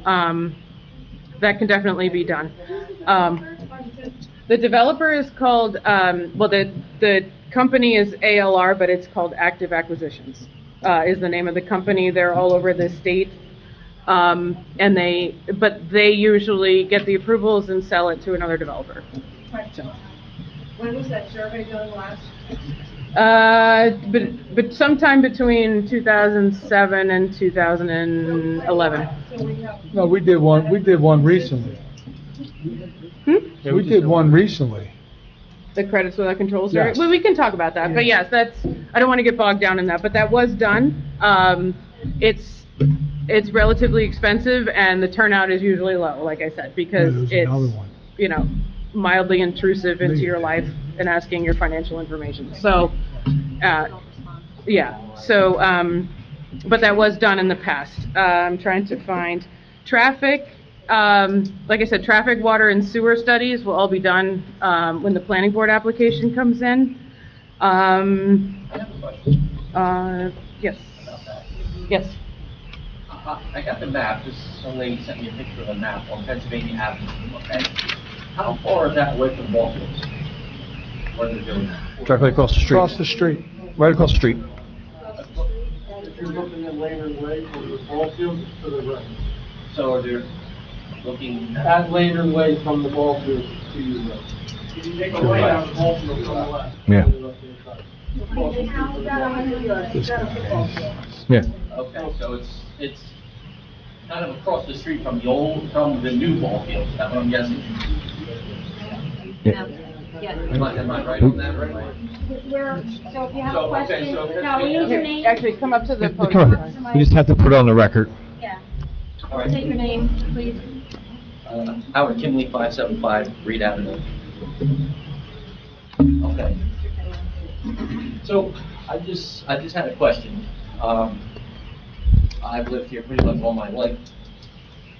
I used to ride up and down Pennsylvania Avenue to the ball field when it was dirt, before it was asphalt, before it even went through, before Pennsylvania Avenue was even finished. All right. Dad, speak into it. So here's. They just hold that, Howard. Okay. So here's my situation.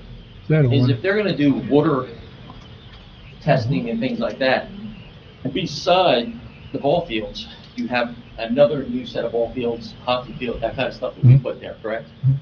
Some of you are my age. Do you guys remember what that was? There's a dump. There was a dump. That was a dump, that was a landfill. Yeah. Okay, so this is what I'm asking. You can't tell me that some of these houses that are built beside there, I know they gotta have some kind of water softeners, they gotta have something in there. That water has gotta be contaminated. I went there with my father, and I can tell you the crap that we dumped there was insane. Okay? Because back then, what did we do? They changed all their own motor oil. So what would they do? That thing is contaminated. And you can't tell me that it's not. And I hate to say it, but if half the people knew what was there, they probably would have never built a house. I can guarantee you that. That's just my concern is, everybody's worried about water. I know everybody drinks bottled water, but there's gotta be contamination there. There's gotta be.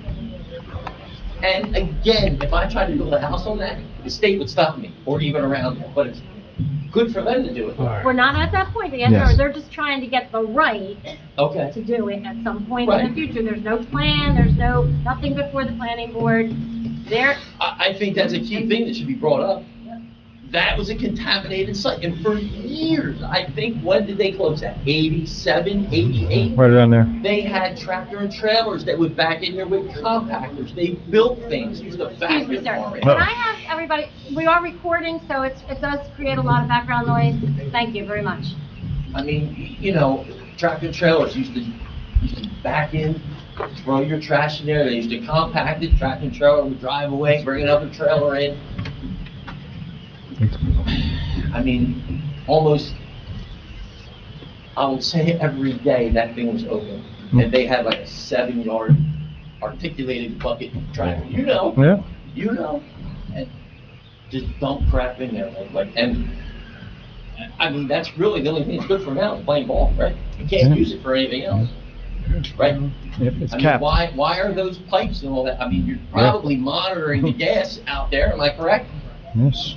Okay, so, I Mr. mean, Leopardi did that for us. this is stuff that has to be brought up, and I know half you guys that, Howard, here's the dilemma. Go ahead. DEP's gonna, have to approve that, right? Who controls the DEP? Trenton.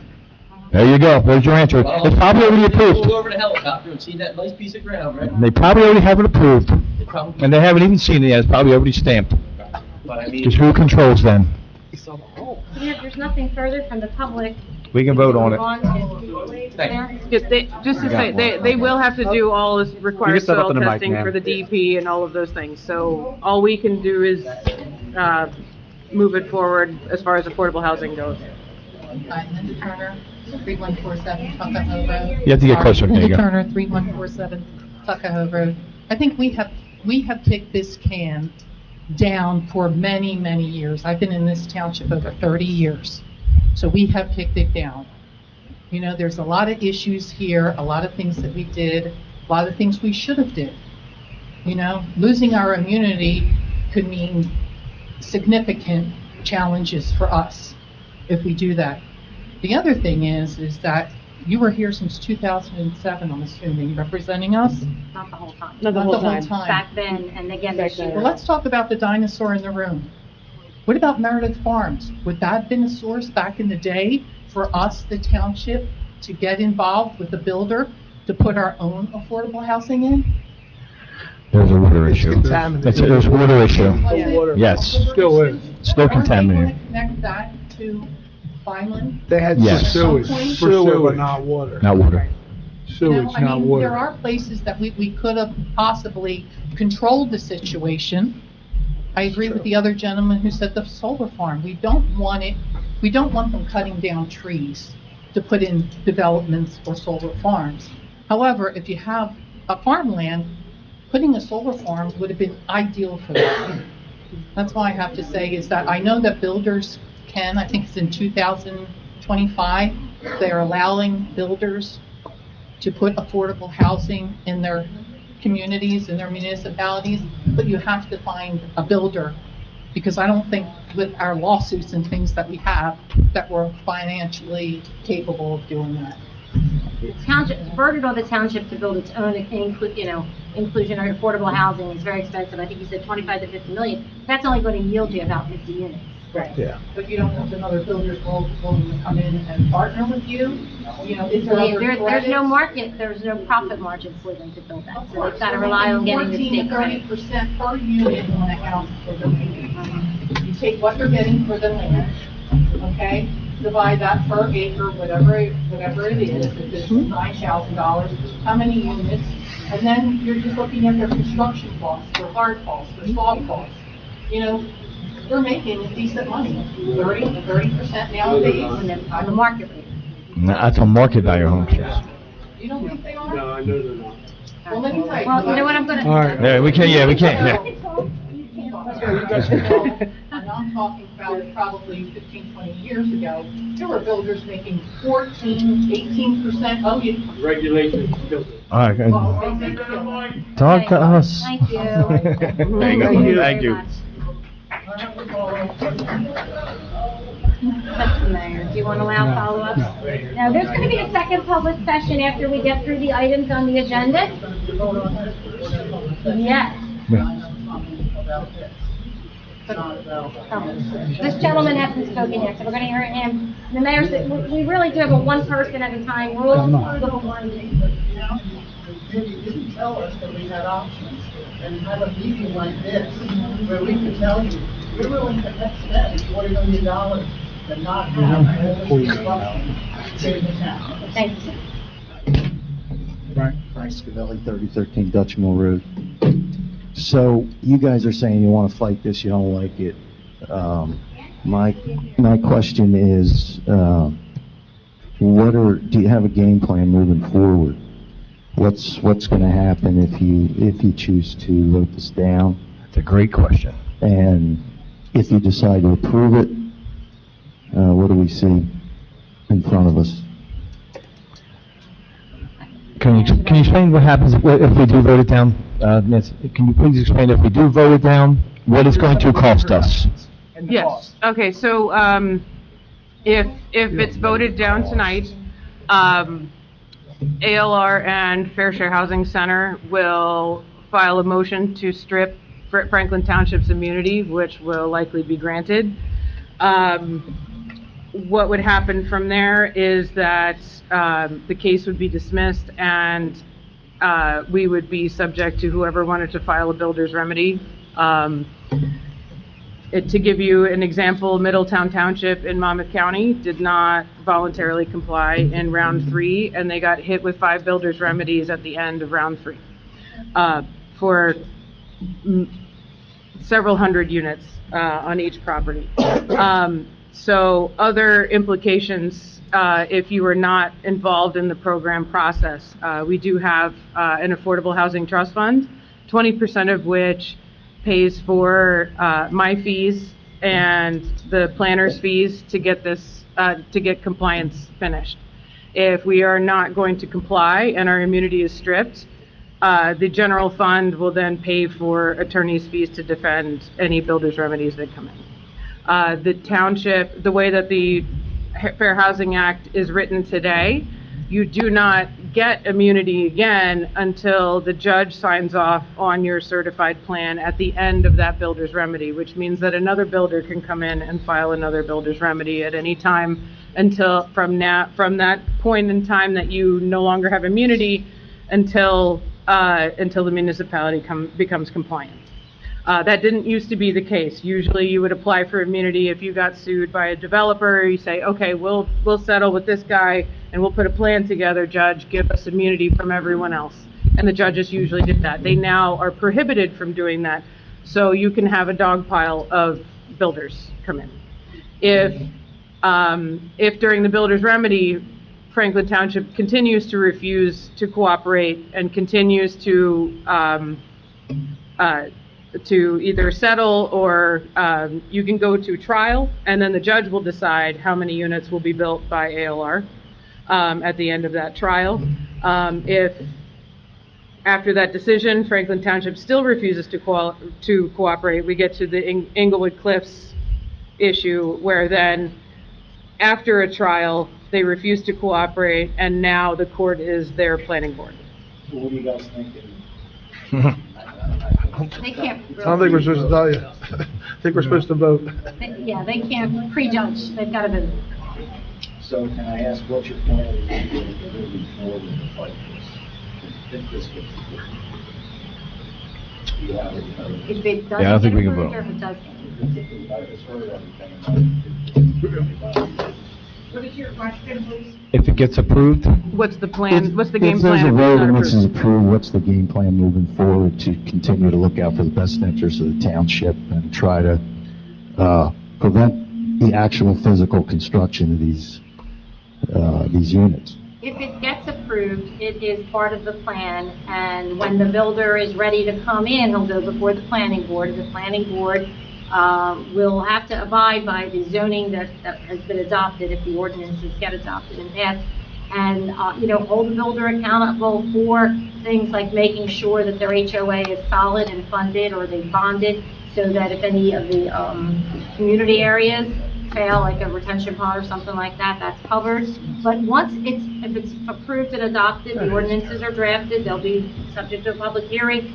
Those would be the parameters under which a builder could come in and build. Well, I just hope you guys do everything you can. You're all saying you want to fight it, so we're just hoping you do as much as you can. Thank you. thanks, Frank. Thanks, Frank. Thank you. It's up to,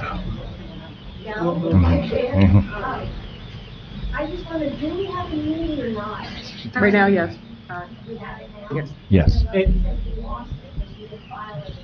No, we We got- have until April 29th to file everything to continue to have immunity, which means that if a developer came out of the woodwork today and said, I want to build 1,000 units, the court would not allow them to come into our process. So that's what immunity is for. The only people who are in the door right now are Fair Share Housing Center and ALR. They were the ones that filed by the deadline. If you did not file by that deadline, you are not allowed to participate in this process. moving But if we forward. vote this down tonight, we lose it, correct? That's correct. Yes. Are we allowed to know who the principal owners of ALR, LLC, Corporation, Inc., whatever they are? Are we allowed to know who the principal owners are? It should be public record on the state website, I think. It should say who the principals are. And for registered LLCs, it should be on there. If they apply, they I don't know. Just to explain, so typically what happens, so let's say it's K. Hovnanian, because they're not involved in our process, so I'm going to use them as an example because they're not involved. So if Hovnanian comes in and builds a project, right, and it's called the Freeze Mill, it's going to be the Freeze Mill LLC. They always create an entity that's just for that. Well, it's not a shell company, but it's just for that project, and that limits the liability to that project, and that's just how builders work. It's not necessarily a shell company to hide anything. It's just how whether it's a nonprofit developer building a 100% affordable project, they'll have a Franklin Township Affordable Units LLC. They make their own entity that owns that property, that manages that property, and operates that property as a sole entity. So that's how that works. Motion to close Can I get a first. motion to close the first public portion? Motion to close first public portion. Second. All those in favor? Aye. All right, resolutions. Resolution 6426, authorizing referral to Franklin Township Planning Board review and comment on ordinance 0526, AI data centers prohibited. Motion R 6426. Second. Matt? Mr. Doyle? Yes. Mr. Fiorello? Yes. Mr. King? Yes. Mr. Marsh? Yes. Mayor Bruno? Yes. Resolution 6526, acknowledging and directing Township Administrator to complete and submit the required documentation to NJEDA for an award of an additional supplement HDSRF grant, Monies and Remediation, 724 Delsea Drive, USA Gas. Motion R 6526. Second. Mr. Doyle? Yes. Mr. Fiorello? Yes. Mr. King? Yes. Mr. Marsh? Yes. Mayor Bruno? Yes. Resolution 6626, appointing an engineering firm for landfill monitoring services, Pennsylvania Avenue, Landfill and Fields. Motion R 6626. Second. Mr. Doyle? Yes. Mr. Fiorello? Yes. Mr. King? Yes. Mr. Marsh? Yes. Mayor Bruno? Yes. Resolution 6726, authorizing the tax collector to approve tax exemption for a totally disabled veteran. Motion R 6726. Second. Mr. Doyle? Yes. Mr. Fiorello? Yes. Mr. King? Yes. Mr. Marsh? Yes. Mayor Bruno? Yes. Resolution 6826, authorizing tax collector to approve tax exemption for a totally disabled veteran. Motion R 6826. Second. Mr. Doyle? Yes. Mr. Fiorello? Yes. Mr. King? Yes. Mr. Marsh? Yes. Mayor Bruno? Yes. Resolution 6926, authorizing the tax collector to approve tax exemption for a totally disabled veteran. Motion R 6926. Second. Mr. Doyle? Yes. Mr. Fiorello? Yes. Mr. King? Yes. Mr. Marsh? Yes. Mayor Bruno? Yes.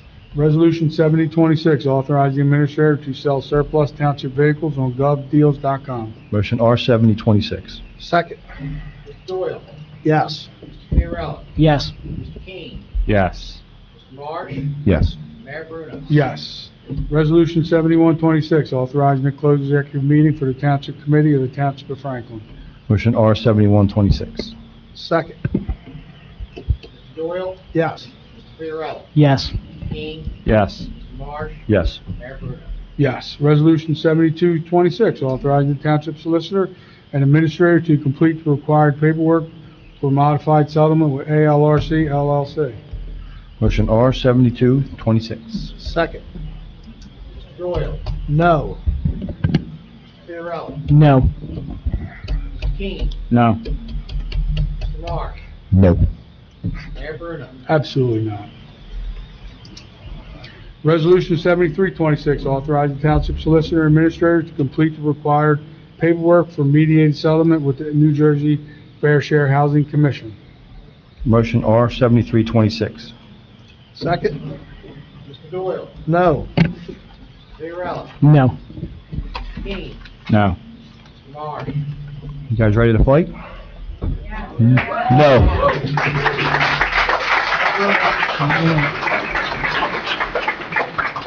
Mayor Bruno? No. We're going to move on to ordinances. Motion to introduce the following ordinances: 0326, 0426, and 0626. The public hearing will be on May 12, 2026 at 7 p.m. 0326, amending Chapter 218, Enforcement Administration, Section 16, additional required inspections and fees, and establishing a new fee schedule for non-life hazard annual inspection fees, title only. Motion Go ahead, Mike. 326. Second. Mr. Doyle? Yes. Mr. Fiorello? Yes. Mr. King? Yes. Mr. Marsh? Yes. Mayor Bruno? Yes. Ordinance 426, establishing the 2026 municipal budget appropriation limits and establish a cap bank, title only. Motion O 426. Second. Mr. Doyle? Yes. Mr. Fiorello? Yes. Mr. King? Yes. Mr. Marsh? Yes. Mayor Bruno? Yes. Ordinance 626, amending Chapter 37334, movement of traffic on municipal and school board property, title only. Motion O 626. Second. Mr. Doyle? Yes. Mr. Fiorello? Yes. Mr. King? Yes. Mr. Marsh? Yes. Mayor Bruno? Yes.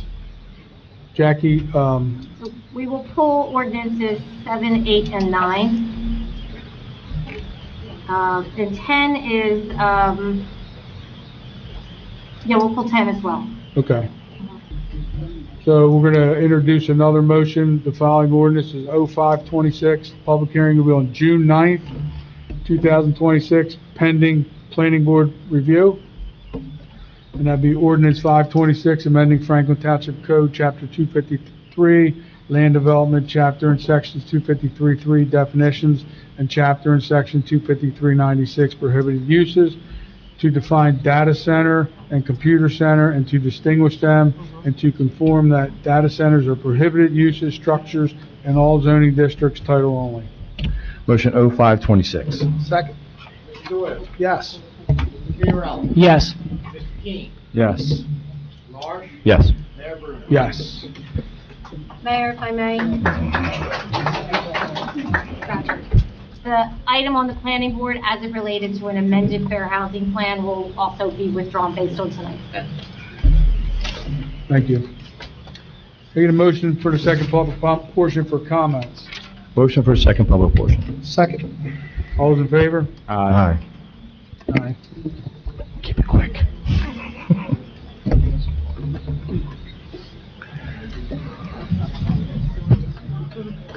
Harry Kennedy, 1578 Frismore Road.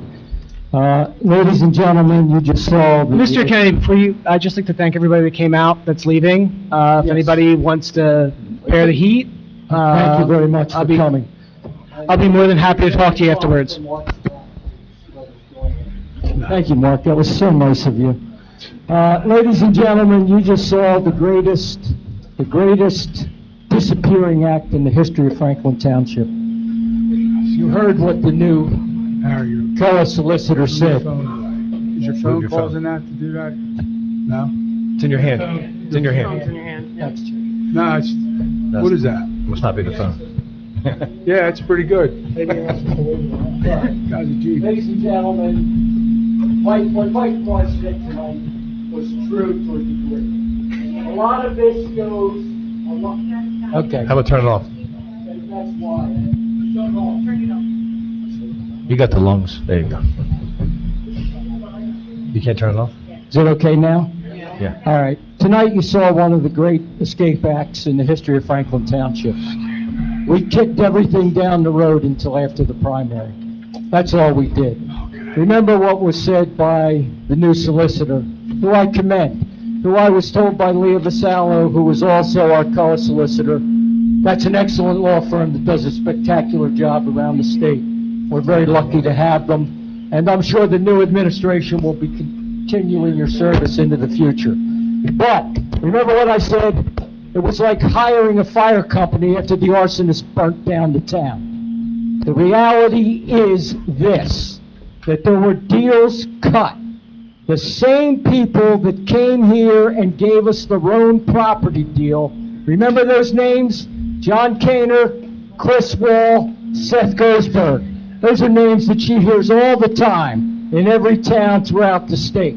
They're the people that are involved in those 3 LLCs. Now, I'm going to ask the Township Committee to do something because there are actually 2 honest people up there at least and 1 smart one. Ask this gentleman for every piece of documentation for you that he has on the properties that are involved on Oak Avenue. Ask him for everything he did with the Joe Arbuckle property. Ask him for everything he did on the Frisville Road property. Ask him for everything he did on the Pennsylvania Avenue property. Because we didn't get rid of low-cost housing, we just delayed it until after the primary. Ladies and gentlemen, you have a choice. You can either have some new faces in the old town hall, or you can have the same continuation of crap that you've had for the past 3 years. It's time for change. And I'm going to tell you this. Tonight, I went online in order to petition for a group of people to run as independent candidates. I'm going to fill that petition out, and there will be a Kennedy on that petition.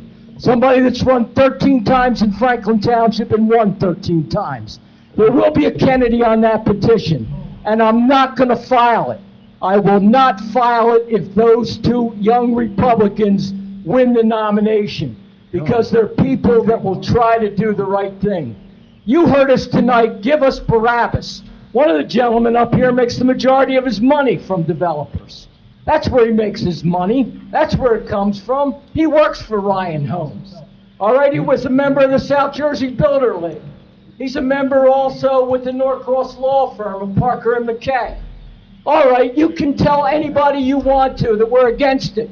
Yeah, we're against it, but this guy met with Kaner, Wall, and Gersberg. Met time after time after time. You can buy the baloney. It's always being sold. You can buy it. But there's a quote from Jonathan Swift that I really like a lot. He says, you know, politics is like a spider web. It catches all the little flies, but the gigantic wasps fly right through. And tonight, we've seen a lot of wasps flying right through. Let's get some new faces in this town hall. Thank you, and remember what they did to you tonight. Because it was postponed and delayed, it wasn't avoided. Thank you. That was a mic drop.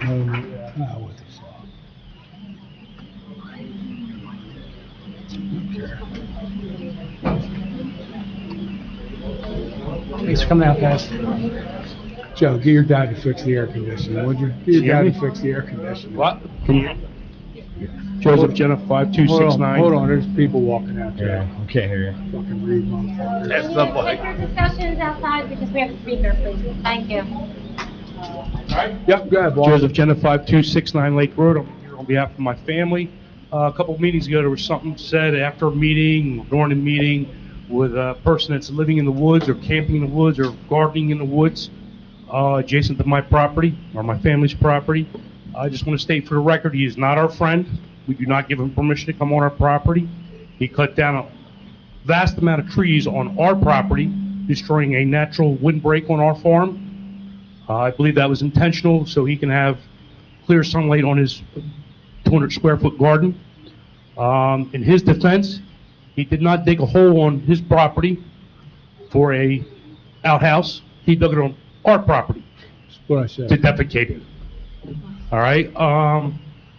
I don't care what anybody does on their property. It's your business. You do what you got to do. But you're crossing the line when you go on somebody else's property. I had some nice conversations with the guy. I had some heated conversations with the guy. I ended up filling the hole in after telling him to fill it in. Like I said, he's not our friend. That's what I just want to say. Thanks, Joe. Thanks, Joe.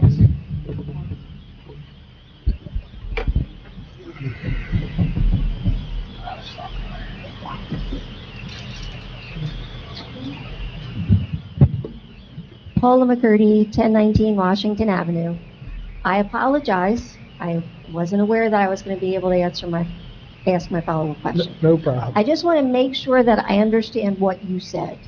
Now, is what you're telling us what we've seen online with the proposed number of housing units, low income, and then with the additional market value housing, all of that is the best you were able to do?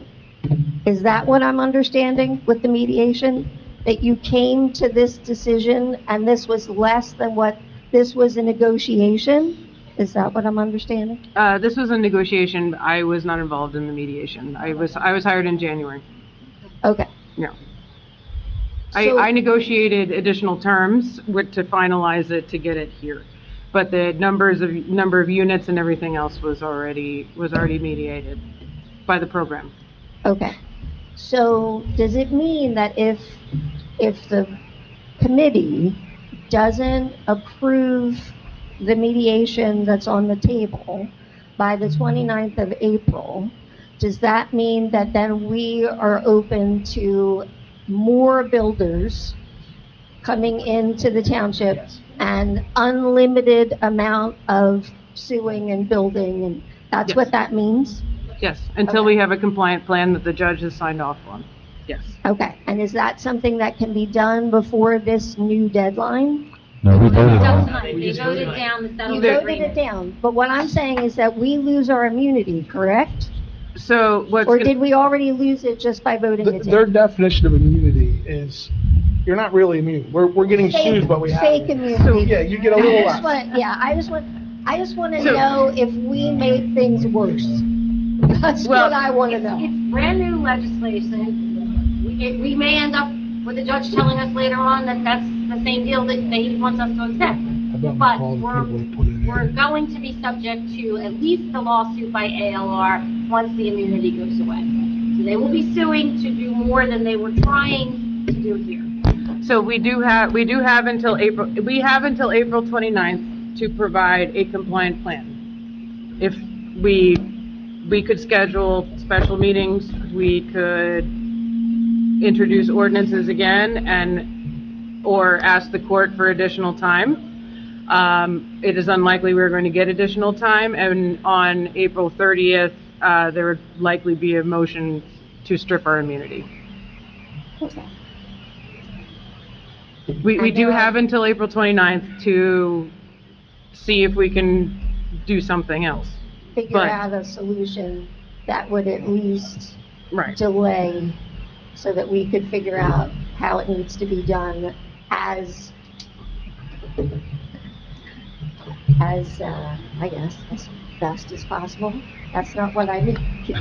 There's always hope. The least worst way. Correct. Yes, a lot of my towns use that. The least worst choice is where we are with affordable housing in the state of New Jersey is where we are. But I will do my best to get somewhere for everyone.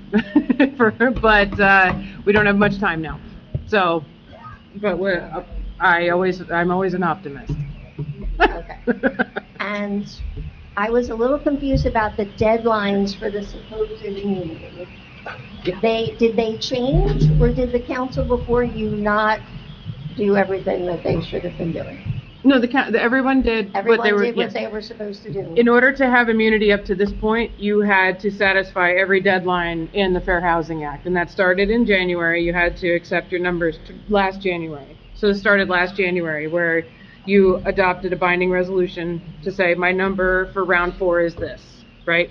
So then, after that, you had to file a plan by June 30th of 2025. So then you continued your immunity. About 40 towns dropped out at that point. There were 460, and then 420 went from June. Then builders and Fair Share Housing Center had until August 31st to file a challenge. Then every municipality that had a challenge had until December 31st to settle all of their lawsuits. And there are 2 challengers? Two challengers. Separate companies? No, there's technically 3 because there's 3 parcels. I'm sorry, I didn't mean to take your time. If you want to ask me a follow-up, that's fine. There's 3, because there's 3 separate parcels, it's still the same developer. I don't know if they filed 3 separate challenges or not. Like I said, I wasn't involved in that. But also Fair Share Housing Center, which is a housing advocate, also filed a challenge against the township. Same developer, ALR 1, ALR 2, and ALR 3. All the same company, yes. Yes. Why does the Fair Housing Commission care? Fair Share Why Housing. are they involved at all? They have been involved, they've been the housing advocate, the foremost housing advocate across the state since the Mount Laurel Doctrine was created. In Mount Laurel 4, the Supreme Court made them the interested party across the state as far as housing advocates go. So they are accorded a lot of deference with the court, and particularly within the program. So basically, you had to settle with Fair Share Housing Center in order to keep moving in this process. Are you losing control of them? They have a board, but I will tell you that their former executive director was the state comptroller under Governor Murphy. Several of their attorneys are now in the Deputy Attorney General's office. Okay. That's cool. Thank you so You're welcome. much.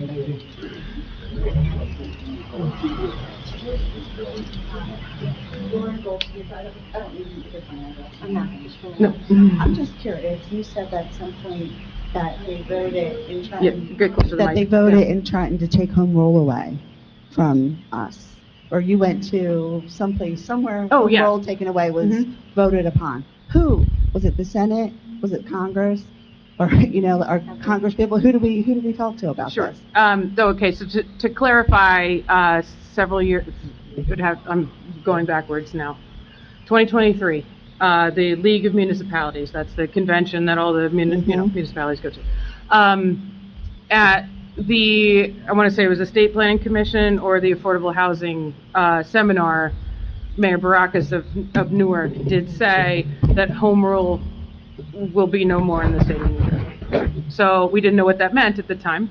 Then comes the amendments to the Fair Housing Act, which are top-down affordable housing obligations that we now have, that all municipalities have to deal with. That was voted on by the state legislature and signed into law by Governor Murphy in March of 2024. So Murphy. Yep. Okay. Thank you.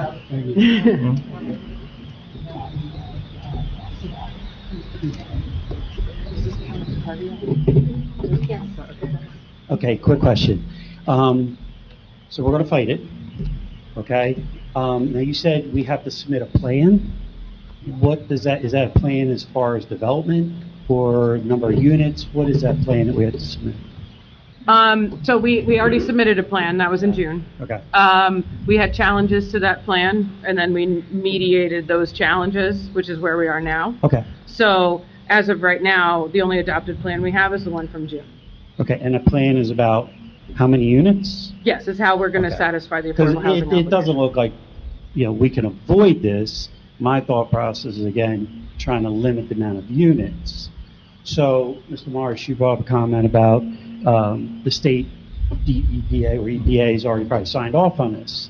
Is there any way that we can get the federal side involved in this, as far as just the departments, make it so expensive for them to develop it? Because we have extreme circumstances here.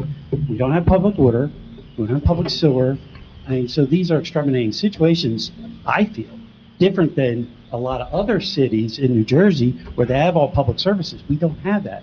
So what's the environmental impact on all these new septics? The gentleman brought up the well, and what's the impact on our water sources? So if we do that on a federal level and make it so expensive for them that they can't develop here, is that a possibility? I don't know how much jurisdiction the federal system would have over their development, other than threatened and endangered species and things like that. But as far as the sewer and water goes, the DEP is very friendly to those who are building affordable housing. That's So- state though. Yes, but that's who would, I understand right. that, but I don't know how much the why government, the can't we, if federal we're government. gonna fight it, why can't we go to next level up and just make it very difficult for them? Because we're not avoiding this. All I'm saying is we're not avoiding this, but make it so expensive for them that they just can't build.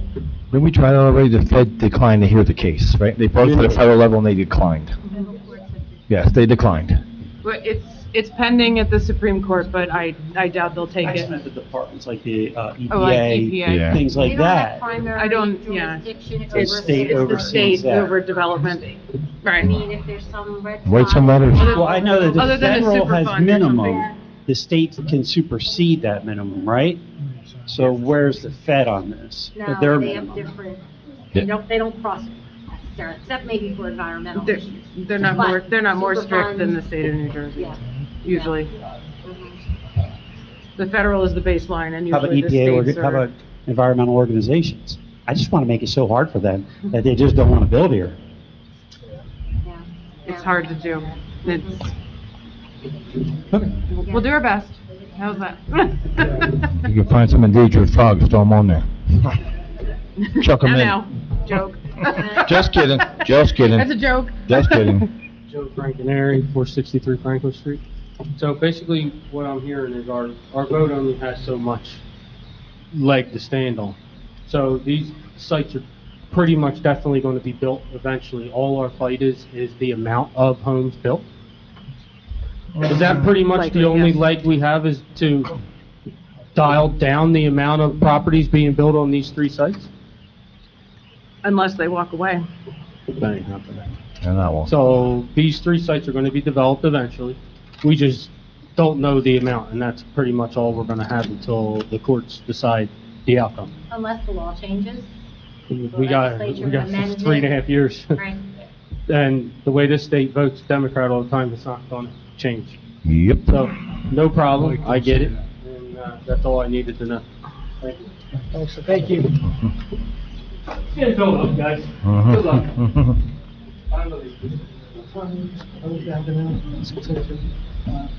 Speak up a little bit. I just have one question. You talk about the plans. I've seen no plans. Can we have access to seeing the plans to give maybe comments that some people haven't thought of? Sure. The proposed amended plan that, that Jackie stated was going to be pulled from the planning board is actually up on the public notices on the website. However, that has the prior June plan attached to it. So you can, if you go and look. It's on the website. Yes. So, Busy working No, but if you go to the website to the public notices page, there is what's called a supplement on top of it, but the adopted June 2025 plan is underneath, is in that document. So you just scroll through it. Okay? You're welcome.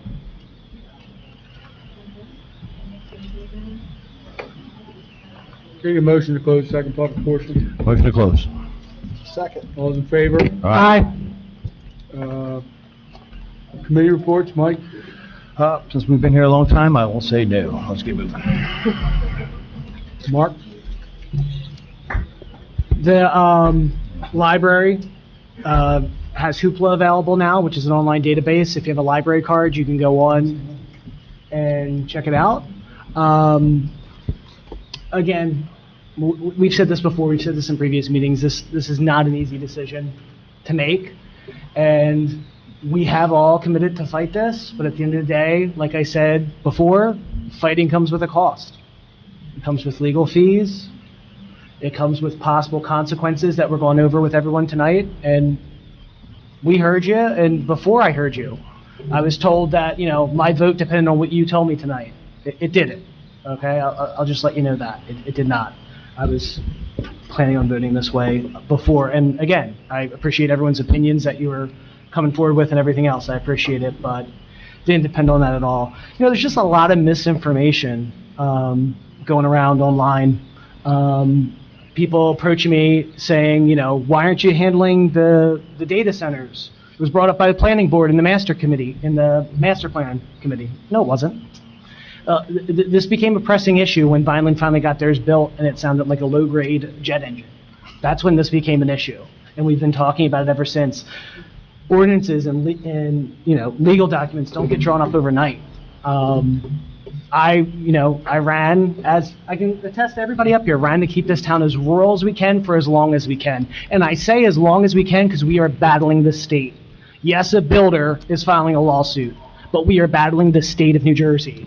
And you can bring politics in it, or you don't have to bring politics into it, okay? But there's a certain group that's in charge that wants this state to no longer be rural. And we will fight it, but it's gonna cost us, but we'll fight it for you guys, okay? Thank you, everybody that came out, and thank you, everybody who stayed. Just want to thank everybody for coming. Like I said, it's not a fun process, but it's a good process. It actually makes our job easier. Starts off the meeting like we're on trial because there's always the same small group of people that try to attach a conspiracy to everything. But at the end of the day, we're all on the same side on those things. I mean, everything that the questions you guys ask are the questions that we have asked. This one lady here had some great questions about senior centers and different things. Matt Finley was working with Habitat for Humanity and trying to get them to give them some lots and build. And the big problem with this is we don't have this size problem. We have this size. So Habitat for Humanity could do what, 4 houses a year possibly? 3? Yeah. Okay, so we still have like 897. So we have a 40-year bubble that we're dealing with. And we agree with you guys. And the only thing harder than being you guys is being up here and fighting all the conspiracies and still trying to do what you think's right for the people that live here. When do we get a trend by then? What's that? When do we get a trend? November, at the ballot. Hopefully 10 years from now, the longer the better, right? So let's not rush. Every day. Their emails are Not this available on the webpage. So thanks again for coming out, and don't think that we don't appreciate it, because you're supporting the town and you're supporting us, because we've been fighting this fight. So. Yeah, Mr. Mayor. Somebody's got to listen to I know that's not the popular topic, but it is an important one. I don't know what's going on with the HVAC system. Also, remember that the data centers ordinance is going to planning board for discussion. So if you want to see what the planning board is talking about, that in order to provide back to this township committee for a vote, then you can go to that board meeting and see what they have to say. And just for this affordable housing situation, I mean, I've been up here for 3 years. I was reelected. Thank you for reelecting me, everybody. And, you know, this is my 4th year. And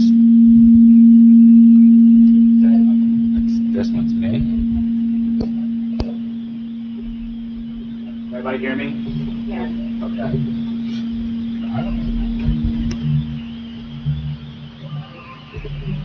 For this affordable housing situation, I've been up here this is my 4th year up here. There was things that came down from the DEP that said if you don't adopt this ordinance, the tree ordinance, then you're gonna lose your stormwater permits, you're gonna lose this, you're gonna lose that. And I got to a point where I talked to Mr. Marsh yesterday, I talked to solicitor, Mr. Delsea, I think last week, the last time we were in a closed door secret session.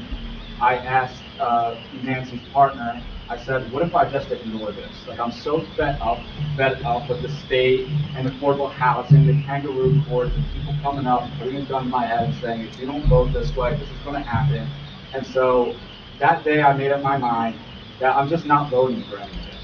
And I'd rather not vote for any of this and be pulled out here by the state and kicking and screaming and yelling at the top of my lungs and have them take over the planning board and build up whatever they're building, instead of me just bowing down to the state and voting for everything that they want, because I'm just sick and tired of doing that. That's not what this township's about. That's not my values.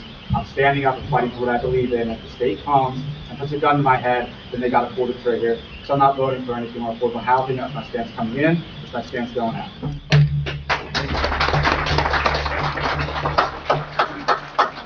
Thank you, John. Real quick, Little League had opening day, pretty successful. Good. 2 weeks golf tournament. Mike? 25th. 25th Yes, of White April Oaks, 25th. April 25th of White Oaks. The rec committee has a golf tournament. Thank you for coming out. We appreciated to hear what everyone thought. Kind of had an idea what you thought. Well, now we know. So I appreciate you coming out and enjoy the rest of the night. Thank you. Motion to adjourn? Motion to adjourn. Second. All in favor? Aye.